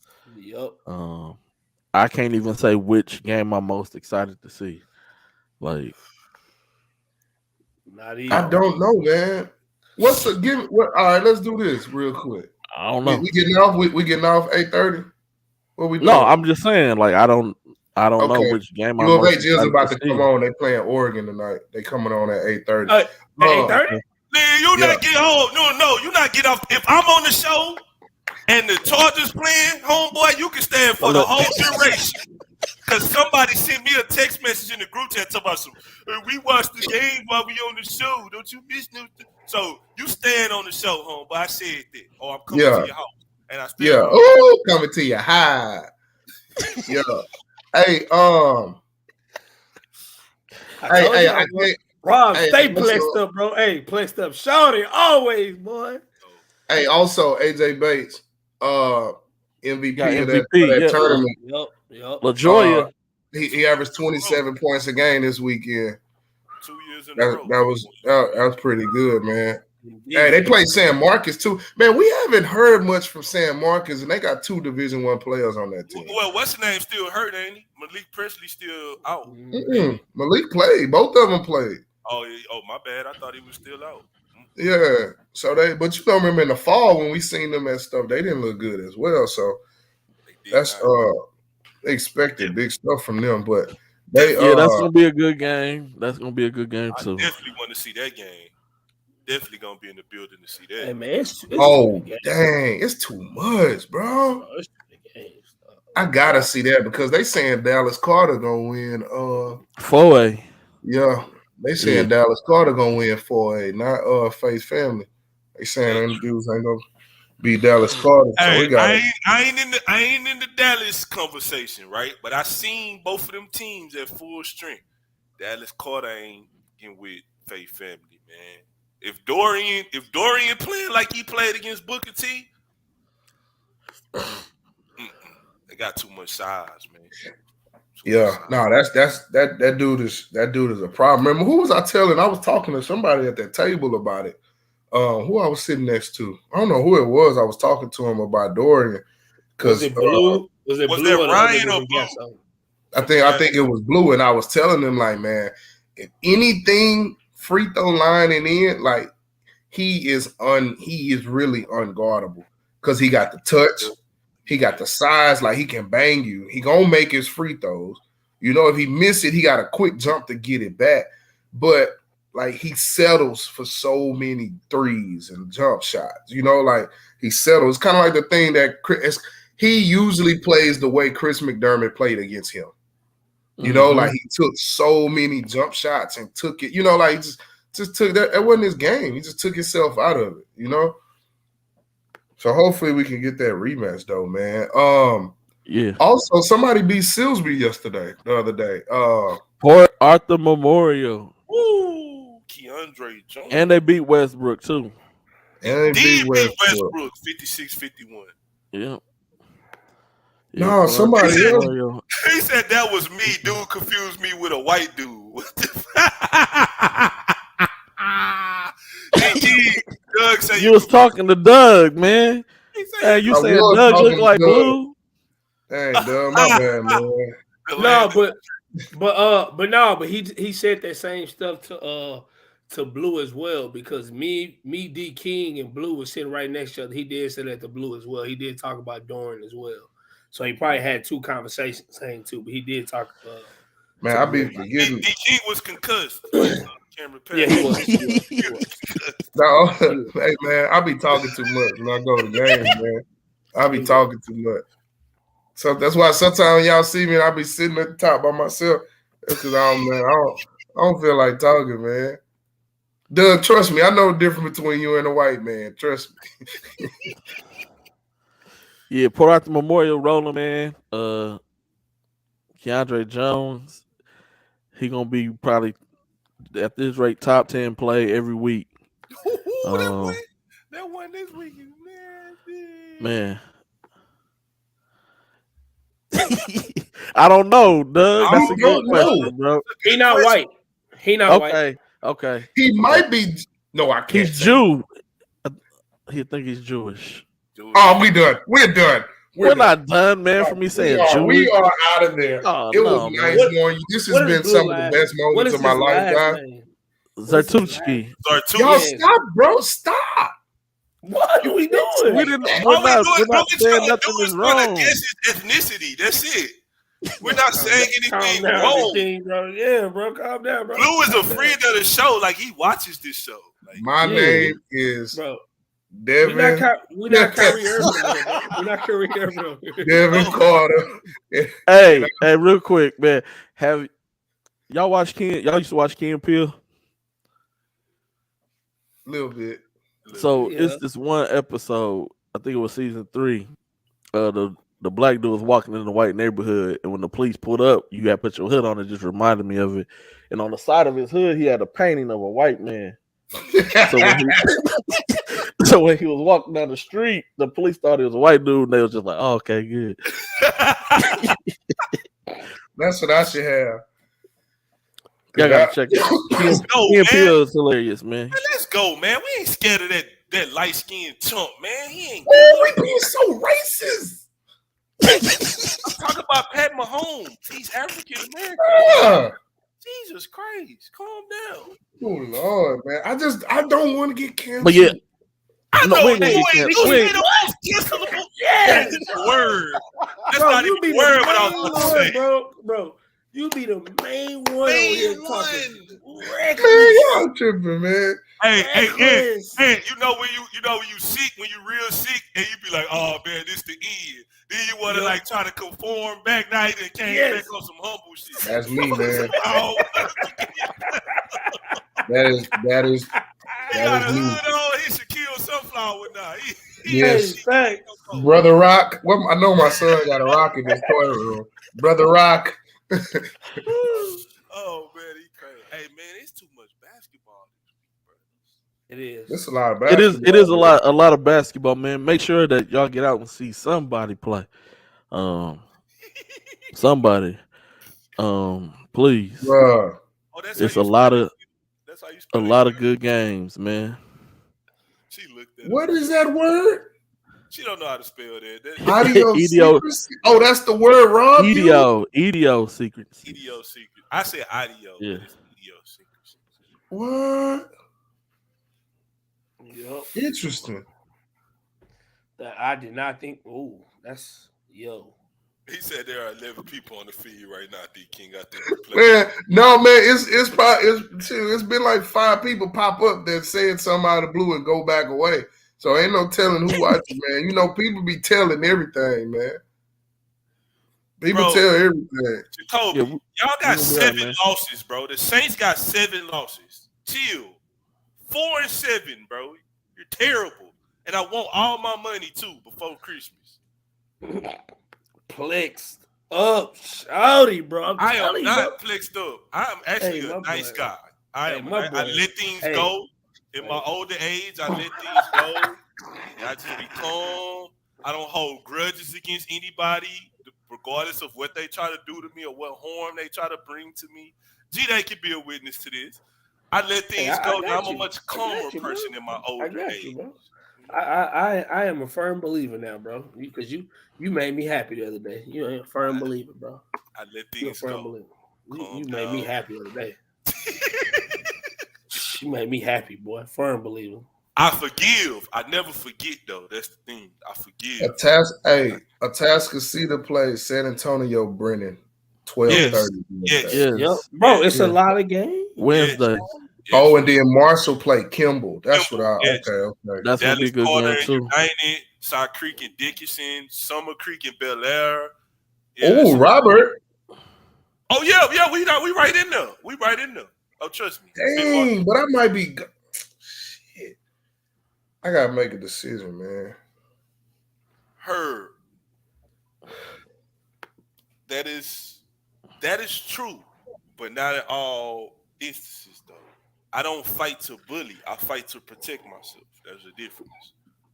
Well, Rob, I tell you one thing. You better have your eye to censuses right. And Herb, let me say this, Herb. Y'all ain't never let me get into no fights because y'all was always about to dust people when I was around because I ain't bother nobody. So, like, if somebody hear you say my name, they're more prone to leave me alone when they look up and see a big old 6'7" dude saying, Rob, do you got a problem? They gonna leave me alone. So Rob brother told me he could hoop. And I just done left Rob alone since then. Like, damn. Hey, he said it quick though. He didn't even think about it. With it too. Like, damn. You know how like when your partner lie and then they come to ask you and you kind of look at them like, yeah, you would say yeah, no.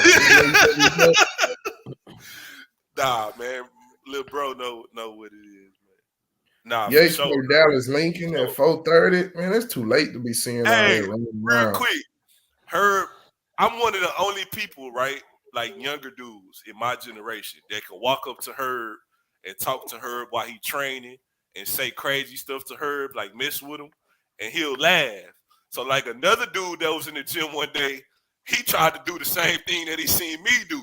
So he was like, yeah, what's up, Coach Herb? Herb was like, they just want you to get the hell out of my face and get off my court while I'm training.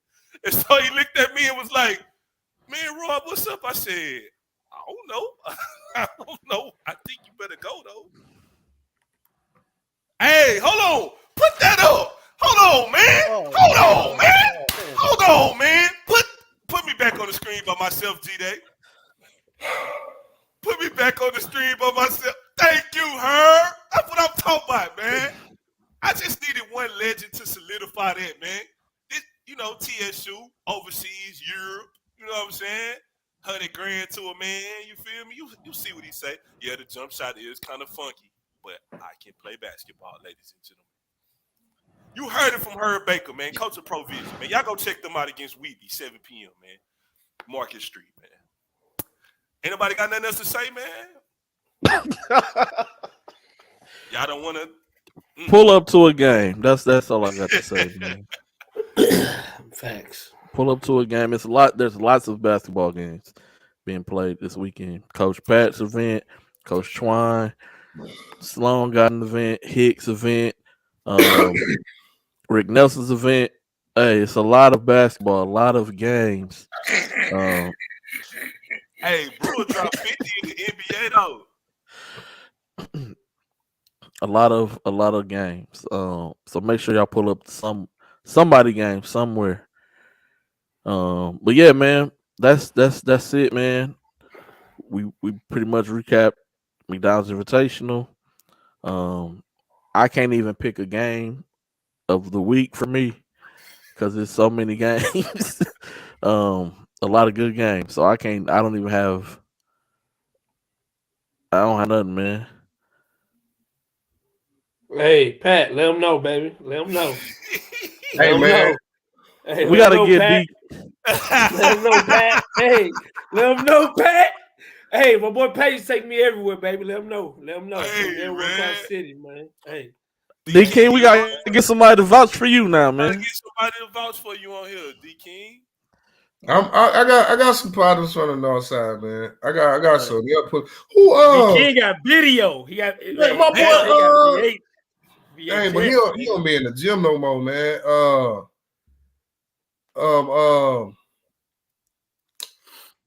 Who I got? My boy Josh, he the head coach at Klein Oak now. We went to high school together. He know how I used to get down. Josh Irvin. He was actually a dog in high school though. He was nice. I couldn't do nothing with him. He got Klein Oak playing a little bit too. Yes, sir. It wasn't no basketball, man.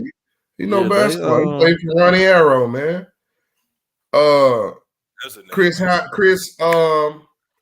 Hines, that coach for Minnesota, was a dude I coached when he was little, but y'all don't know him. Chris Gaines, that dude, the NF, what team Gaines do? I seen him at U of H a couple weeks ago. Y'all know who I'm talking about. YFN. On the north side, he used to do them. He got the gym over there off of Tidwell, New York. He'll let y'all boys know. Who else, man? I'm gonna think about it, man. I'm gonna think about it. I'm gonna see what we got. Man, the dudes know what I ain't gotta prove myself. I'm gonna pull a VHS out next week. Can you convert VHS to I don't have those capabilities, man. I don't. Hey man, I got something for you, man. In the Hollywood clique on North Side of vouch for me too. The Hollywood clique. There's a Hollywood. They'll vouch for me too over off Gulf Bank, man. So I'm good with Mario. Shout out to little Mario, man. I hope little Mario doing all right, man. Hey, I know we about to get off in a minute. Real quick, anybody know if y'all got any thoughts on that situation that happened at the end of that Philly game with Giannis when he moved the ladder out the way and then Montrezl Harrell came and took the basketball while he was shooting free throws and all that? Mm-hmm. What you think about that? I think Giannis should have took his ass home. No, I'm saying like in what all right, let's think about this. You and Herb at the gym, y'all playing, right? Y'all in Phil. What's y'all court in Phil Ward? What's the court? Prince Jim. It's Prince Jim. Yeah, y'all perfect. I done hooped in Prince Jim before. Yeah, I'm not staying. Y'all beat me. I'm not staying around out on the court by myself shooting free throws. I'm not doing that, bro. Y'all gonna drag my ass to that boxing ring you're gonna drag me to the boxing ring next to the next to the court and whoop me. Like, bro, I'm not doing that, dude. Like, everybody ain't friendly like that. And you gotta be okay with that. You gotta be okay with not being able to do whatever the hell you want to do all the time. Take your ass home, bro. You lost. Do that on your floor. Yeah. That's what Montrezl Harrell was saying. He was like, man, this ain't Milwaukee, man. Go home, man. These people trying to leave. They trying to deconstruct the goal to go home. And you like, nah, we going to stay and shoot. Yeah. But then this is what Giannis did. They took Giannis' ball. He went to the locker room, got 2 more balls, walked out. He pushed some people out of down, bro. Come on, dog. Hey, it was kind of weak, though, because he didn't go, like, get Montrezl, the balls that Montrezl took. He just walked straight past Montrezl Harrell, and we got some more balls out the back. Come on, dog. Like, come on, bro. I know this. Listen, you're not doing that. You're not. Herb said, "No, we not. I'm gonna drop." That's what. I wouldn't expect. That's the crazy thing. I wouldn't expect nothing else going to somebody else's court. Yes, I'm not doing that, bro. You leave. If you win and you ain't from there, you leave. You hurry up and skedaddle your ass up out of there. Get out.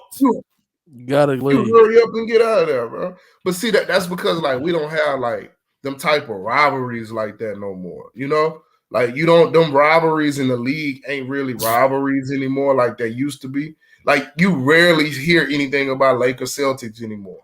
You know, Bulls Pistons.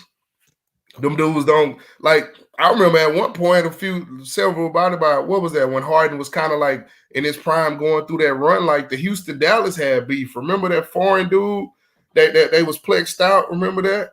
Shit, the Rockets Clippers. Remember the locker room thing they was talking about on the like you don't even see that, bro. Like it's I think we need a little more hostility in the game, you know? Just need some hostility, bro. Like even high school games ain't even just rivalry like that. Well, no, because you know why though, D King? Because they took them off of school campuses though and put them in gymnasiums. When it was Wheatley Yates at Wheatley or Yates, it didn't matter what, it didn't matter who won or lost. If you said, Hey man, you going to the Weasley Yates game? You already knew. Don't wear nothing new because you fighting after the game, win or lose. Don't wear baseball, don't wear nothing new. You fight. Baseball, soccer. If you still go to A-Leaf and you go to Elsick Hastings game, the SWAT game, football at stadium, at Club Stadium. Hey, this is what I've learned. Hey, Willis, this is what I've learned by working in A-Leaf. Them fools gonna fight at a soccer game, a football game, basketball. Yo, them kids just love the fight. They don't care what it's about. They don't even really care who they fighting, bro. Them kids just want to fight. They don't know nothing about the score. They just be talking about the fights. That's it. That's all they go to the game for is to fight. I can't say I don't want to see that type of behavior heard, but I grew up on it from middle school when I went to Flint. They stole our clothes at Key and we had to ride the bus back, and they put all our clothes and either ran them up the flag. One year they ran them up the flagpole. One year they peed on them. They peed all on them, and then one year they stole them out the lockers. So we had to ride the bus back in our football equipment all the way back to school, and they rocked the bus every time. Hey, how about this? I went to Klein Forest. Westfield was our rival, right, for the longest. Like, rival. So, my freshman year, introduction to Westfield versus Klein Forest basketball game. I mean, football. What was it? Basketball game was the first one. Football game, you district cops and everything. Like, it was cool. Basketball game when everybody in one gym, in one building, and walking out on the same side. Yo, our principal got stomped out of his golf cart. Mr. Spencer, best dude, one of the best dudes in the Mr. Stomped out of his golf cart, bro. Out the golf court? The golf cart. My boy Al Dabney, my senior year, hit a game-winning shot at Westfield to beat them. Second game of district at Westfield to beat them. Hit a game-winning shot. They had to have cops literally walk. Like cop, not just like one and two cop, like a squad, walk them. You know how Westfield got them 3 gyms? Yeah. They had to walk through that side gym on the left with the silver court to get to the bus, right? Don't go to the locker room, nothing. Get out there. He couldn't get out because the parking lot was packed. Dudes out, everybody out there turned up, parking lot packed, cops blinking they light, they rocking the bus. Like, dudes on the bus, like, yo, like, bro, he about to get whooped. Like, bro, what's happening? Like, flipping out, rocking the bus, dog. Like, they don't do that nowhere, bro. No. Like, you don't even do that. Like, unfortunately, a few times, like, some people got hurt, got in fights and stuff, but it's just like, like the anticipation for stuff like that. So different. Yeah. Hey, Herb, the fights are the same, bro. Because when I grew up in high school, after like the football game, something, boys used to shoot. Straight up, boys shooting, boys fight, like everything in A-Leaf. Like, I remember a couple times when Funplex was the spot, Funplex, I knew a girl got hit by a brick after a football game, had to get her whole face reconstructed. Like, dude had ducked, and a dude hit her with the brick, hit in her face. She had to get plastic surgery. Like, bro, all that stuff happened, bro. I tell you another rivalry that was bad too. Forest Brook and Smiley. Like, yes, sir. So G-Day. So now you don't know. So okay, well, where the pavilion at, there used to be a school, right? And where TJ Ingram at, there used to be a school. So in between there is all them kids stay together. But you either go to one school or the other school. Yeah, the boys on the stage. And they used to fight like they don't. All these fools to the school with each other, fight each other like they know. Bro, look, thrash Forest Brook. Listen, that might have been, bro. I ain't gonna lie, that might have been the one. That Forest Brook and Smiley was probably the worst. I ain't gonna lie, I think that was the worst. Remember they did the MTV episode up there, and they was shooting on the MTV episode. Shot on the I forgot about that. They did shoot on the MTV at Smiley. They shot at Smiley, bro. No, that Smiley Forest Brook was that. Nah, damn, that might have been the one. Everybody was engaged in that. Girls, parents. Yeah. Everybody. The bands. Like, baby, the bands. Yes. It wasn't no like, baby, don't fight. It's like, oh no, we gonna whoop their No, mama, dad, like they wait on that, bro. Them boys on Homestead, them keeping them hey, they were waiting on that Smiley Forest Brook, bro. It never fell. Bro, I used to be like, y'all about to fight and then go stay next to each other. Man, they beat us. Yeah, it was bad. My family from Studewood, they all went to Booker T. So that Booker T Yates rivalry was like the whole family go to the game. You know what I'm saying? Like that was one of them type of things. Like get there early, you know. You gotta make sure you get my grandma gotta have her popcorn and her Diet Coke. You know, like get there and then they talking noise about this. You know, the Cunninghams went to Yates. You know, we don't rock with them Cunningham. That go her old ugly such and such. You know, like that Yates Booker T back in the 90s when my like cousins was going there and stuff. That thing was different, boy. At Delmar before it got renovated, that thing was different, boy. Now I was in a unique one, and it wasn't really bad because we wasn't good. When I went to Davis, we sucked. But like Davis Wheatley was weird for me because I'm from Fifth Ward, right? And so, you know, Davis is in technically Fifth Ward, but they call themselves Hard. They like all the Hardy Street kids go to Davis, right? So nobody knew I was from Fifth Ward because I never said anything. So I was actually from a street that they hated, and they like one street over. It's a train track that separated us. Every time we went to Wheatley, everybody on the team would get into a fight except for me. Because I'm from Fifth Ward, so nobody would bother me. And they would be like, hey, man, they jumping on everybody. Why they don't ever fight you? I'm like, I don't know. So then one day this dude came to school and was like, he from Fifth Ward. I seen him on such and such street. He one of them. He one of them. Oh, man, it was bad for me for the rest of the school year. It was bad. It was bad. I never knew what Davis was at until I went to what I did. Oh no, I worked at North Line. I caught the wrong bus and I went down. I went the other way. And I was like, man, what the hell school is this? Yeah, boys used to sleep on Davis. It was yeah, my grandma lived in the nickel. She's lived right off of 59 and I-10. Oh yeah, she was right in the heart. Yeah, right there. Right there where that church at, off of what's that street? The first street exit. Is that Waco? Nah, not Waco. Oh, if you exit on 59, like right when you pass up I-10, like right when you pass up I-10, you make a left and you got the little I think it's Popeyes and the corner store right there. Yeah. And then you make the left at the first light. Yeah. I just miss Pac Jam. Hey, maybe in your generation heard, but in my generation, them Negroes was fighting. Hey, wasn't nothing happening as far as, well, once Carl Crawford lived, who was the best multi-sport athlete I ever seen in my life, by the way. You was there. You was there when Carl Crawford was there. I was. Yes. So I got to see. I was in the 8th grade when he was a senior. So I used to catch the bus to Davis because I was gonna go to Davis from Fleming. I used to catch the bus to go see him play baseball, football, and basketball. Bless you.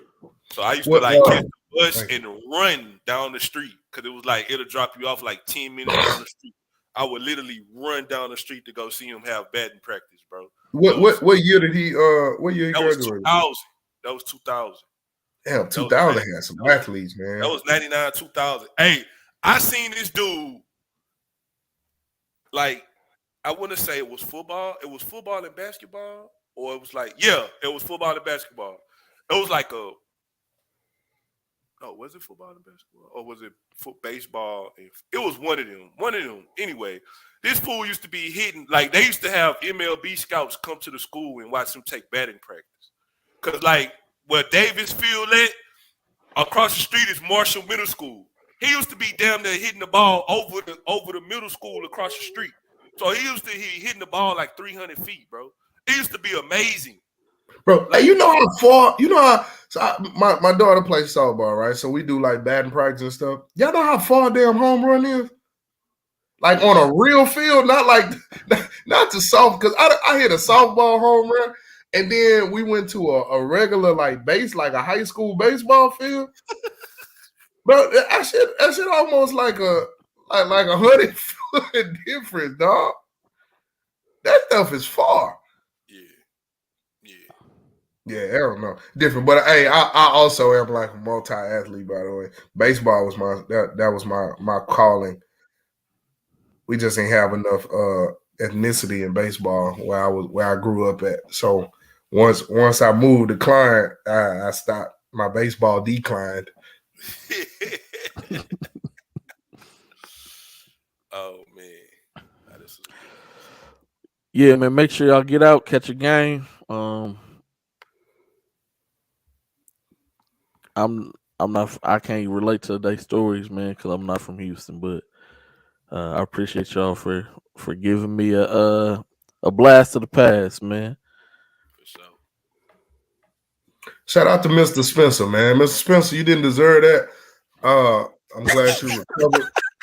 I still don't like Westfield to this day, just so y'all know. You know, I'm always anti-Westfield, you know, unless it's Westfield against, you know, somebody else. I don't hold it against the kids, though, but, you know, I just want you to know in the back of my mind, I'm never rooting for Westfield. I'm a Klein Forest dude until the end.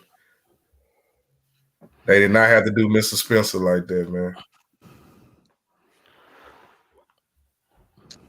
Hey, man. You was happy when Reggie Miller made them buckets against Westfield them years. Huh? What? Yes, I was. Hey, you know what?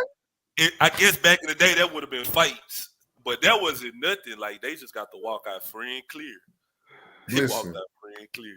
It was different, bro. Like going to them games after I left, you know, like going to them games when Klein Forest was on them runs and stuff that they had been on. It was such a different like vibe in the gym. You know what I'm saying? Like the fans still, you know, the Northside fans still how they are to this day. But man, Herb know me, man. Vibe, man. Hey, I'm finna go watch the number one team in the NFL, man. I'm watching the number one team in college basketball. Yeah. It's 11-8 right now, U of H, man. Yeah, I'm finna pop it on.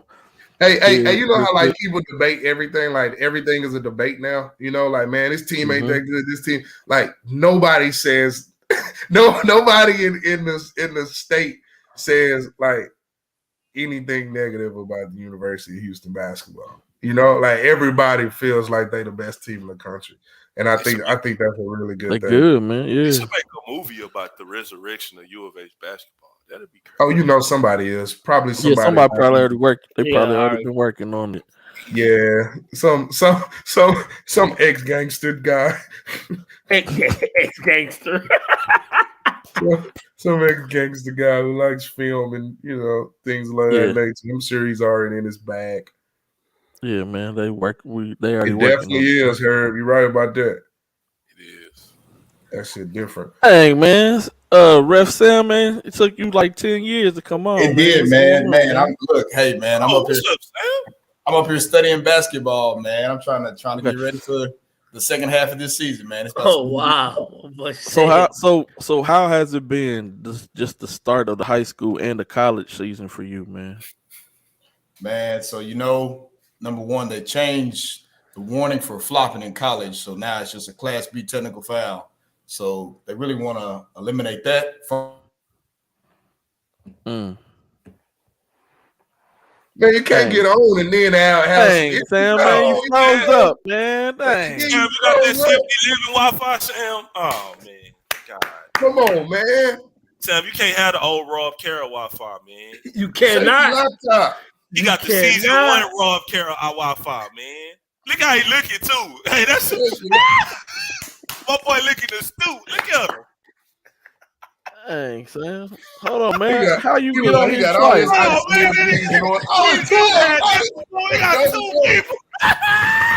man.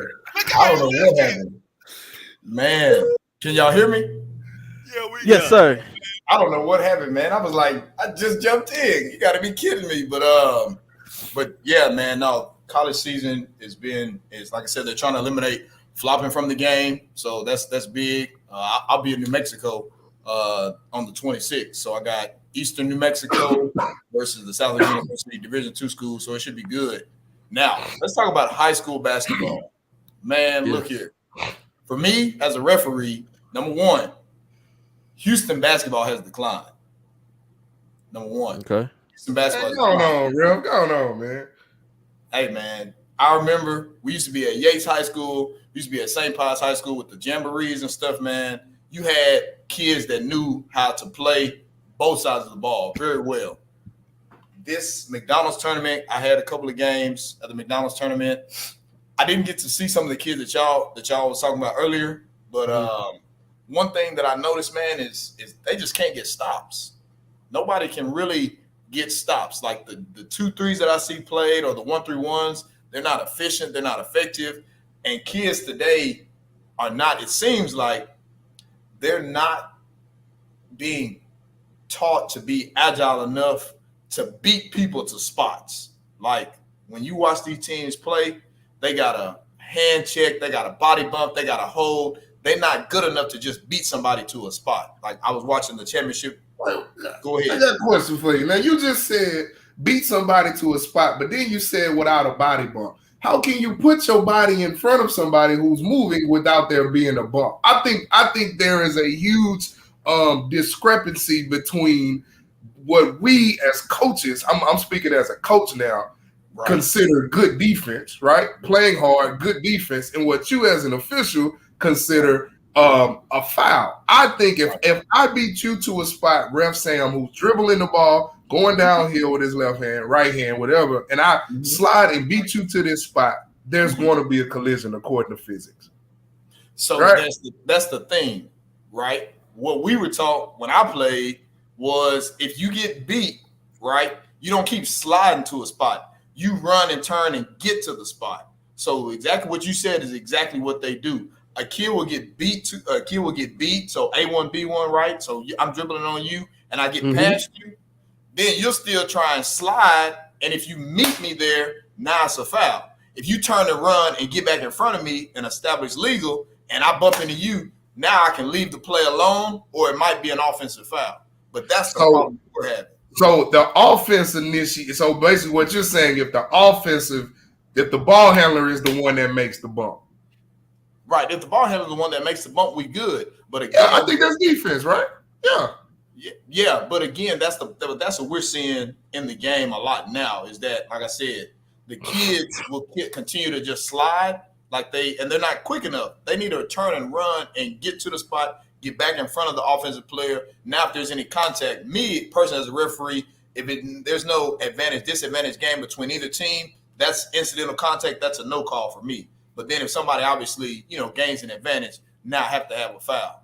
And I did actually catch Hightower play Nimitz, and it was the same thing, man. I mean, they just couldn't get stops. That's what you need in high school basketball. You got to be able to get stops, and you guys they have to be more disciplined with the little thing. Missing defense assignments. Like we were always taught, you always helping uphill. Well, that corner three is going to be made every time. You got to stop helping uphill. Y'all got to do a better job of the little things, man. So it's very interesting to see basketball nowadays. It's changed a lot. It is. And Coach Sam, do you think that is more? Do you think that is more so of the focus on just being a scorer only? That I don't take that we see a lot of kids who aren't taking pride on the defensive side of the ball.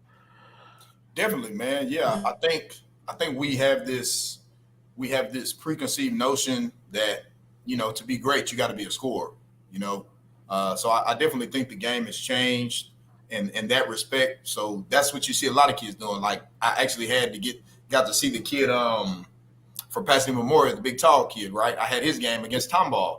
And he can shoot the three, and probably at the college level, he might be a small forward, potentially, depending on his skill set. But yeah, man, I mean, just shooting the three and not. I don't think he had one block shot that entire game, and that's how y'all gonna be effective. Now, did they come back and win the game in the second half? Yes, but still, you got to be more effective on both ends of the ball to really, in my opinion, make an impact on the game, especially at the high school level. Because if you drop in 30, I mean, that's all well and good. But when we see it every year, right?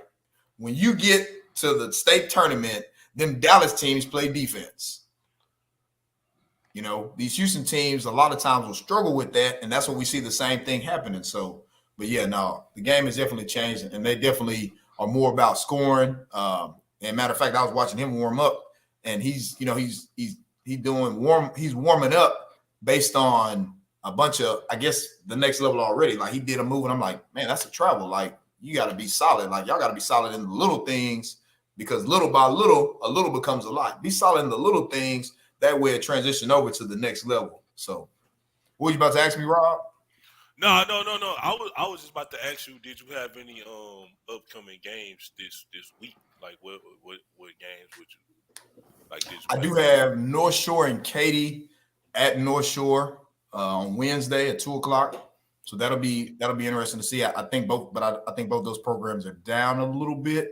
So yeah, you can go straight to the bar after that game. You ain't got to take a shower. You're gonna be good. And we gonna get. And he said we gonna get.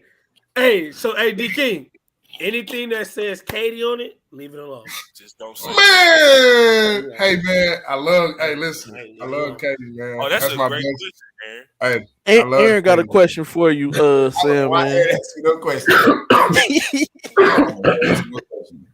So what makes a good referee in your opinion? Your ability to listen. Us as referees, and obviously y'all are coaches, us as referees, we don't do a good job of that. You know, I think a lot of times we think we have the right answer, but we don't know how to communicate to where you guys understand it. So that's where there's the biggest separation for coaches and referees, right? You know, we just got to do a better job of our communication. And also I think we have to do a better job as referees of understanding that every game is case by case. No two games are the same. We have to do a better job of understanding that. And then we also got to let the coaches communicate communicate that to the coaches. When I had my Pasadena Memorial versus Tomball game, we ended up calling a lot of fouls. And I told the coach, I said, hey, coach, you see we're calling the hand checks and the body bumps and the redirects. You guys got to make an adjustment. So you got to tell them maybe not pick up 94 feet if y'all can't do that discipline, right? If y'all can't press without fouling, then y'all need to just, do half quarter or half court. So Sam, question for you. Will there be anything implemented into referees having to have a license to be a referee? Not for high school basketball. Damn. So we gotta continue to watch a lot of bums come out here and referee, correctly? Oh man, this dude. I can't speak to that. You can't misquote silence. I can't speak to that. That's a great quote. I can't speak to that. But I'll tell you, but that's the thing, and obviously y'all know it's a shortage of referees around the nation. So that's why you get people that work real hard and do what they do, and then you have people that are just, trying to make a few extra dollars. There's a lot of things we got to do better as a referee organization. But somebody just said, honestly, I definitely have always felt good walking to a gym and seeing you as a ref. Man, she just know you gonna have one of them stock games. That's Corey had now, mom. That's Corey had now, mom. So No, man. But then too, that's the thing, right? There's that know you, like you, trust you factor, right, between coaches and referees. So that's something that has to be built up more. Little dude in the back. That's my guy, man. He interrupt the show every time, man. Hey, every time, man. I got a question. So, with you saying that, and you saying that the difference of reason why people ref, what is your why? Like, what made you want to be? Correct. A good question, bro. Man, number one, it gave me an opportunity to get back to the game, right? And I think what's better, or what you find the most rewarding, is when you referee a kid and then you see him at the collegiate level. Like there's something that happened, maybe it was something that you did, right? So maybe you said, hey man, at the next level, it's gonna be X, Y, and Z. Hey man, make sure you do this at the next level. Hey man, you have all these college coaches here looking at you. Don't mess it up, right? So I think that's something that I always would tell, especially some of the top athletes. I would say, hey, I had a tournament where they had, I'm talking about Kelvin Sampson, SFA head coach. They had all the big time coaches in there. I'm like, hey, dude, this is your opportunity, man. You got to do the little things, make the right reads, play good defense, the little things, man. So for me, that's my why. To get back to the game, I'm super passionate about it. I definitely think I was called to be a referee. I enjoy it, man. It's fun, man. It's really cool. Man, Aaron's stealing all the tea, man. Yeah, the money on the college level. That's funny. That's funny. Hey, that's a different check, though. Don't play. I'm trying to play it cool. That's a different check, play. Hey, it's not about the dollar, but it's about the dollar. Yeah, it's a different evaluation too, boy. So Mr. Dudes he's the antagonist fan of the show, man. Yeah. But he does have a serious question. He says, aside from the charge block call, what's the hardest call to make? Travel. Because you got to be good at picking up pivot foot, and then we have to do a better job of not splitting hairs. When you look at a travel, you have to just determine advantage, disadvantage, right? Because unfortunately, I know y'all see it a lot of time. The kid catch the ball in the corner for the 3, and then after they catch it, they 1-2 again. That's a travel every time. But we never call it, right? And it depending on the game that you're in, that might be a big disadvantage or big advantage if you have, like who I've seen shoot the 3 ball really well. Tom ball, just regular Tom ball. They shoot the 3 ball really well. So if you give them those extra steps, they're probably going to knock down 7 out of 10 threes versus if you give maybe like Yates that extra step, they might still miss. They might still not shoot very well from the field. So I would say the most difficult is travel, and it's just because us as a referee community, we're not consistent with how we call it. And again, it's just a tough play that you have to be getting your eyes to the feet, establishing those pivot foots, and then also not splitting hairs.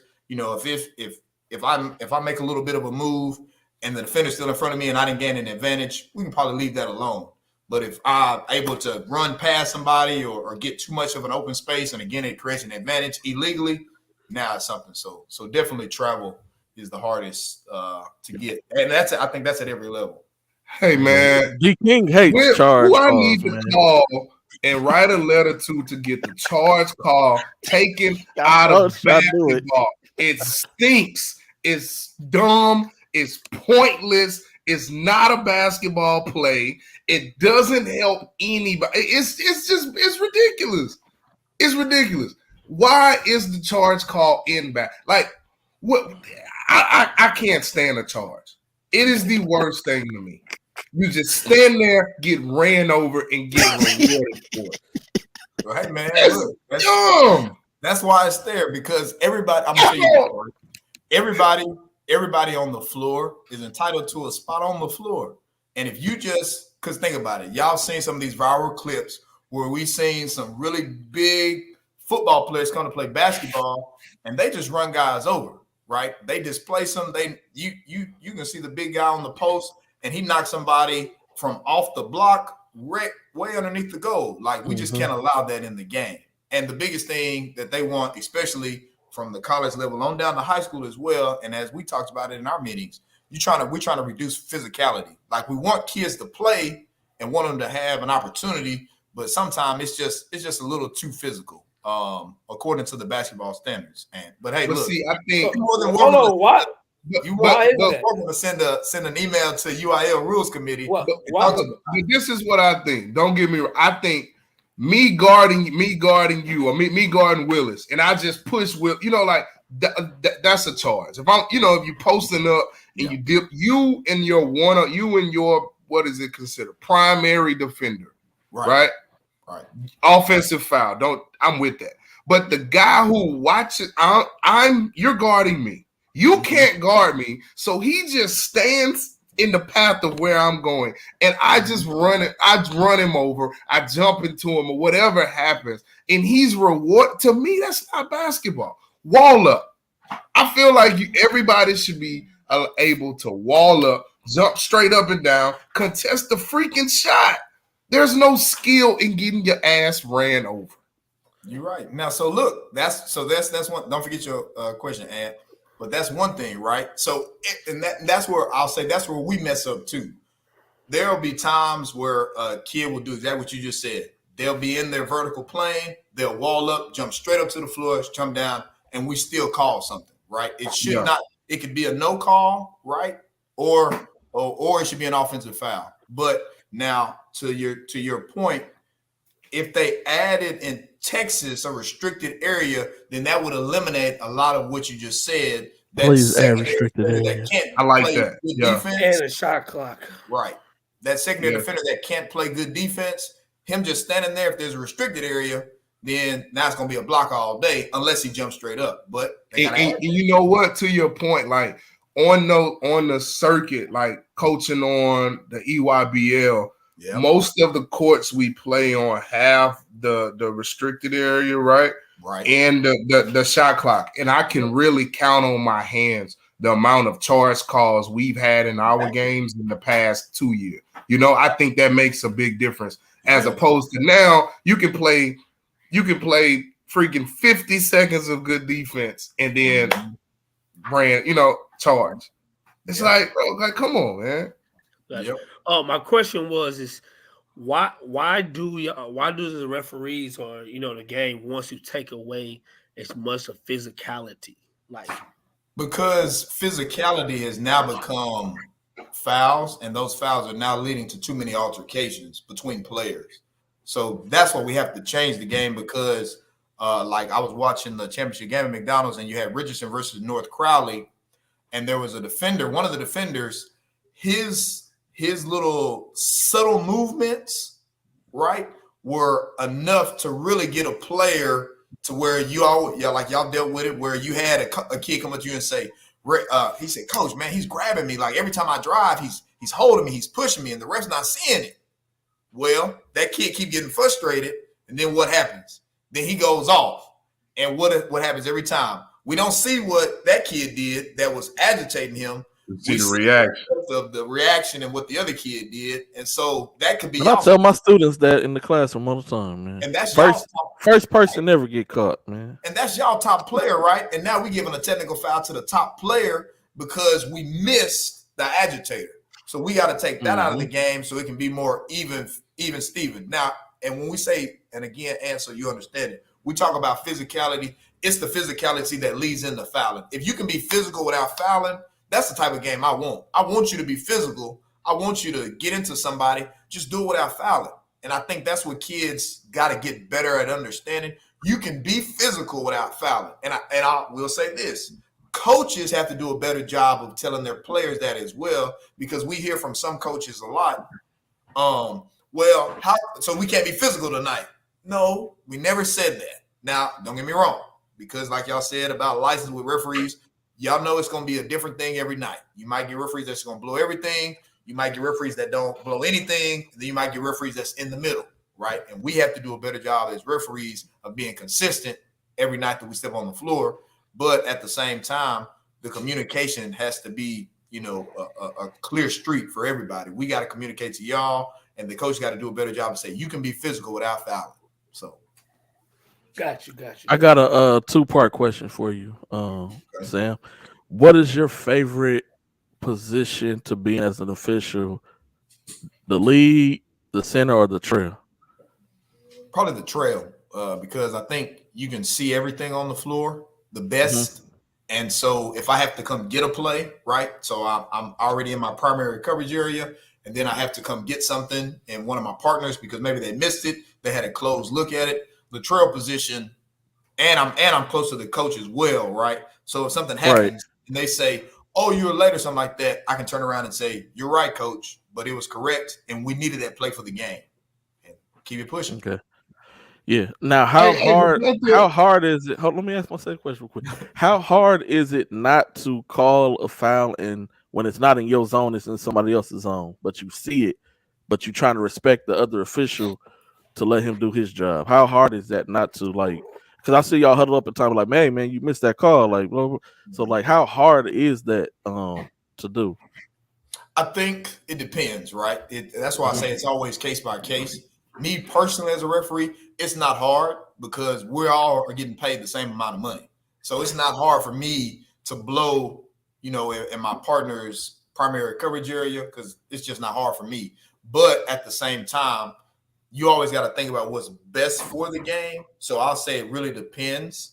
I think it's hard for some of us as referees because we don't know the rules. Same thing like when you're dealing with, and I'm not gonna speak bad about them, but during the AAU season, y'all seen it as well as we see it. You see a lot of foolishness that then kind of carries over into the high school season. But again, it's about just not knowing what you're doing.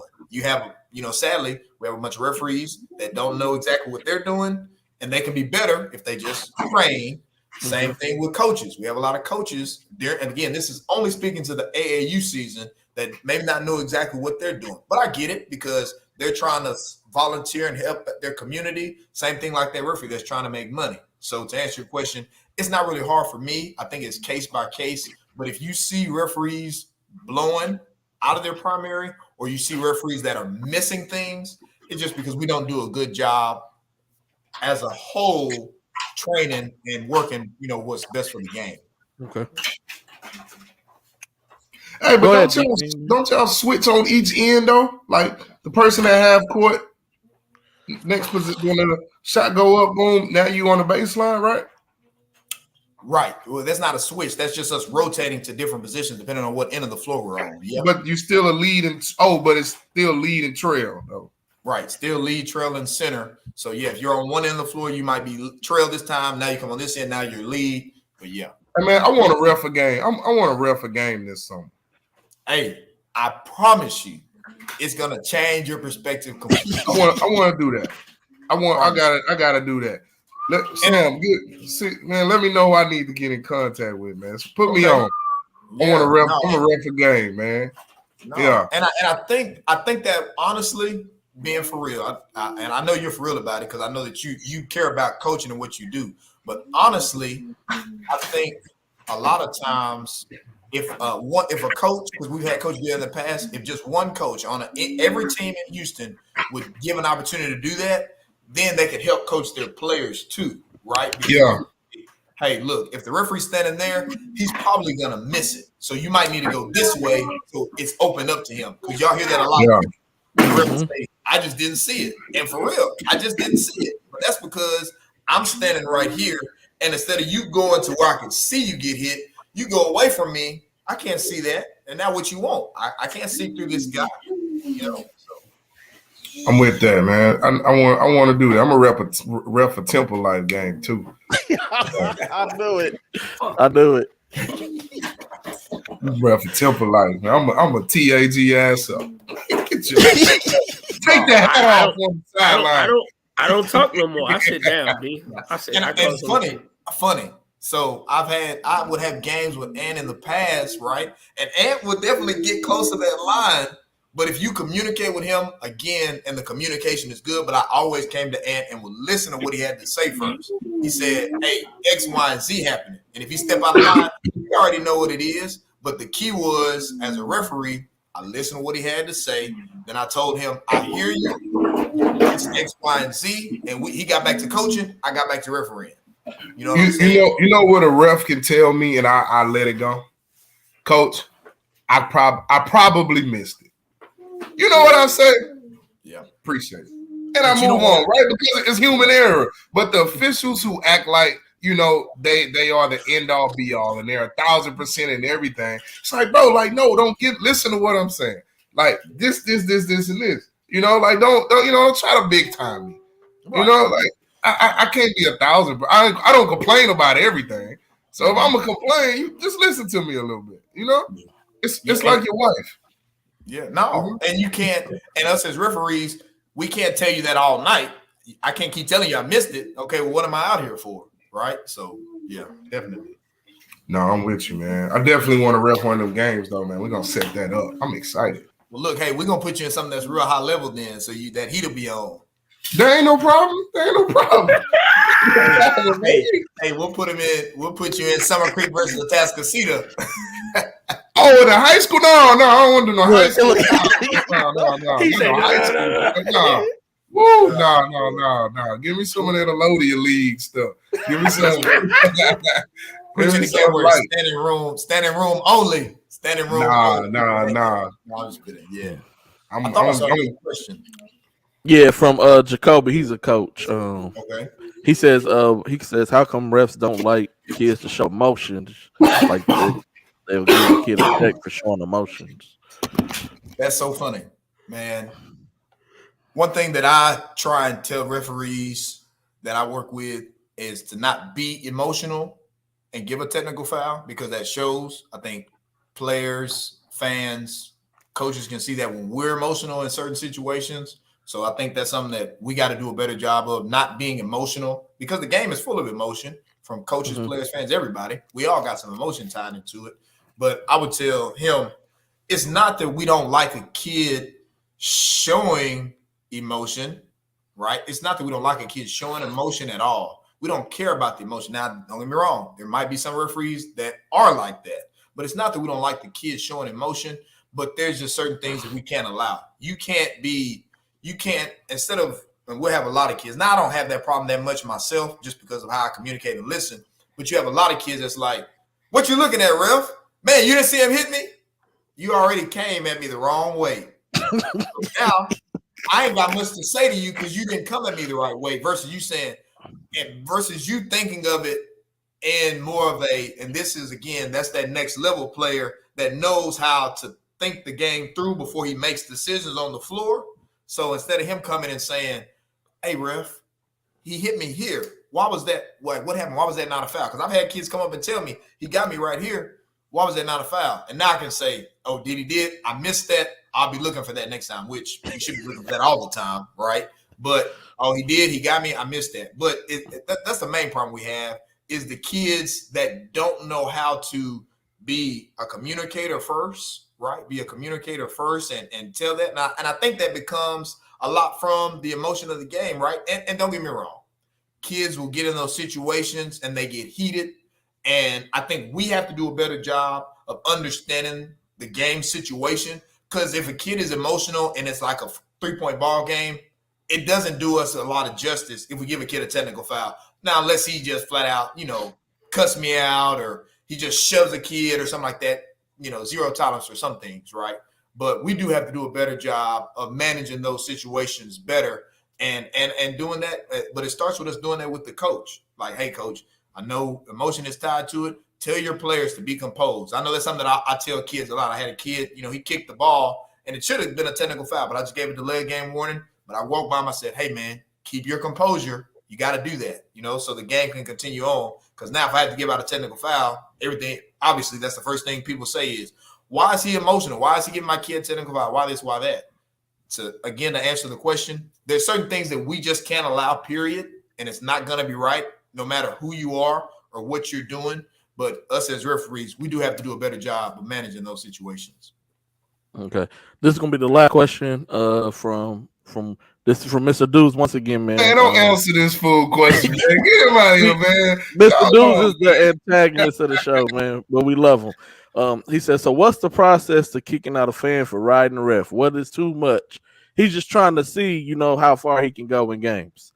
So, number one, the referee should not be associating with the fans. We should not do that at all, right?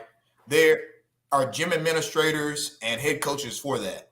Now, if there is not a gym administrator or a head coach that will handle the situation like they need to, referees shouldn't be refereeing that game. That's just point blank, period, because it's still about the game first. So it all depends on the situation. But now let's just talk about a perfect world where there's gym administrators, there's the head coach, all that. So to answer his question, it's sportsmanship. You should be cheering for your kids and not worried about the referees, because, again, we have to think more on the human element. There's a bunch of people that have a 9-to-5 job that referee high school basketball. Mm-hmm. And if their boss gave them a hard day, they had trouble at home, whatever the case may be, and they show up to the game, you just got to understand that there's a big human element of everyday people with everyday lives that referee high school and below basketball. That's just point blank, period. So you just be careful of that. Try and always think about you're there for your kids. You're there to watch them. You're there to support them. You're there for them, right? So I think if parents would do a better job of doing that, then it'd be okay. So just think about the kids, sportsmanship at all time. And you can say something to a ref every now and then because, I mean, it's just going to happen. That's the emotion of the game. But if you continue to just talk about the ref on every play, well, now you're not credible. Just like when we hear a coach that asks about everything, okay, there's no credibility there. Same thing with a fan. If you ask about everything, there's no credibility there. So sportsmanship, think about your kids, come there to support your kids, and let us as referees do a better job of us refereeing the game because it's about the game. And I think we'll have a better relationship amongst everybody.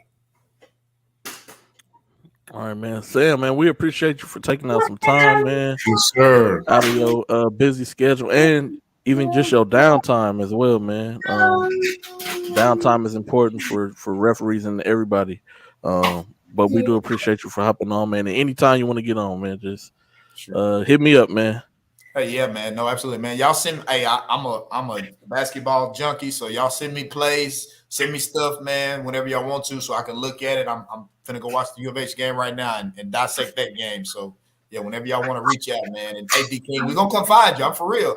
Hey man, I'm not hard to find, man.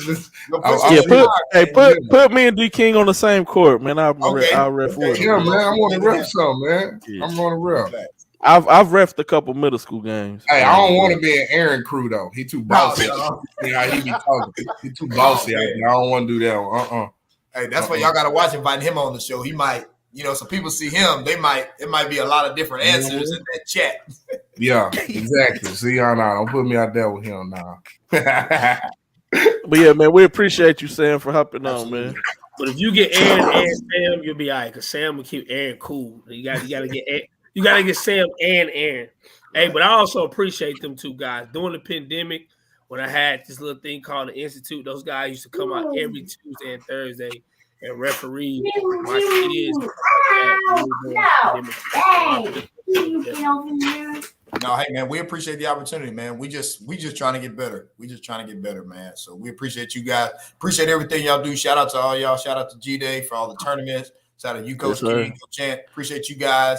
We need more coaches like you guys. We need more organizational leaders like you guys because you guys understand the game from student to athlete and athlete to student. So I think y'all do a good job of that. So, man, I hope y'all have a great holiday season, great Thanksgiving week, man. Y'all take care. I appreciate it.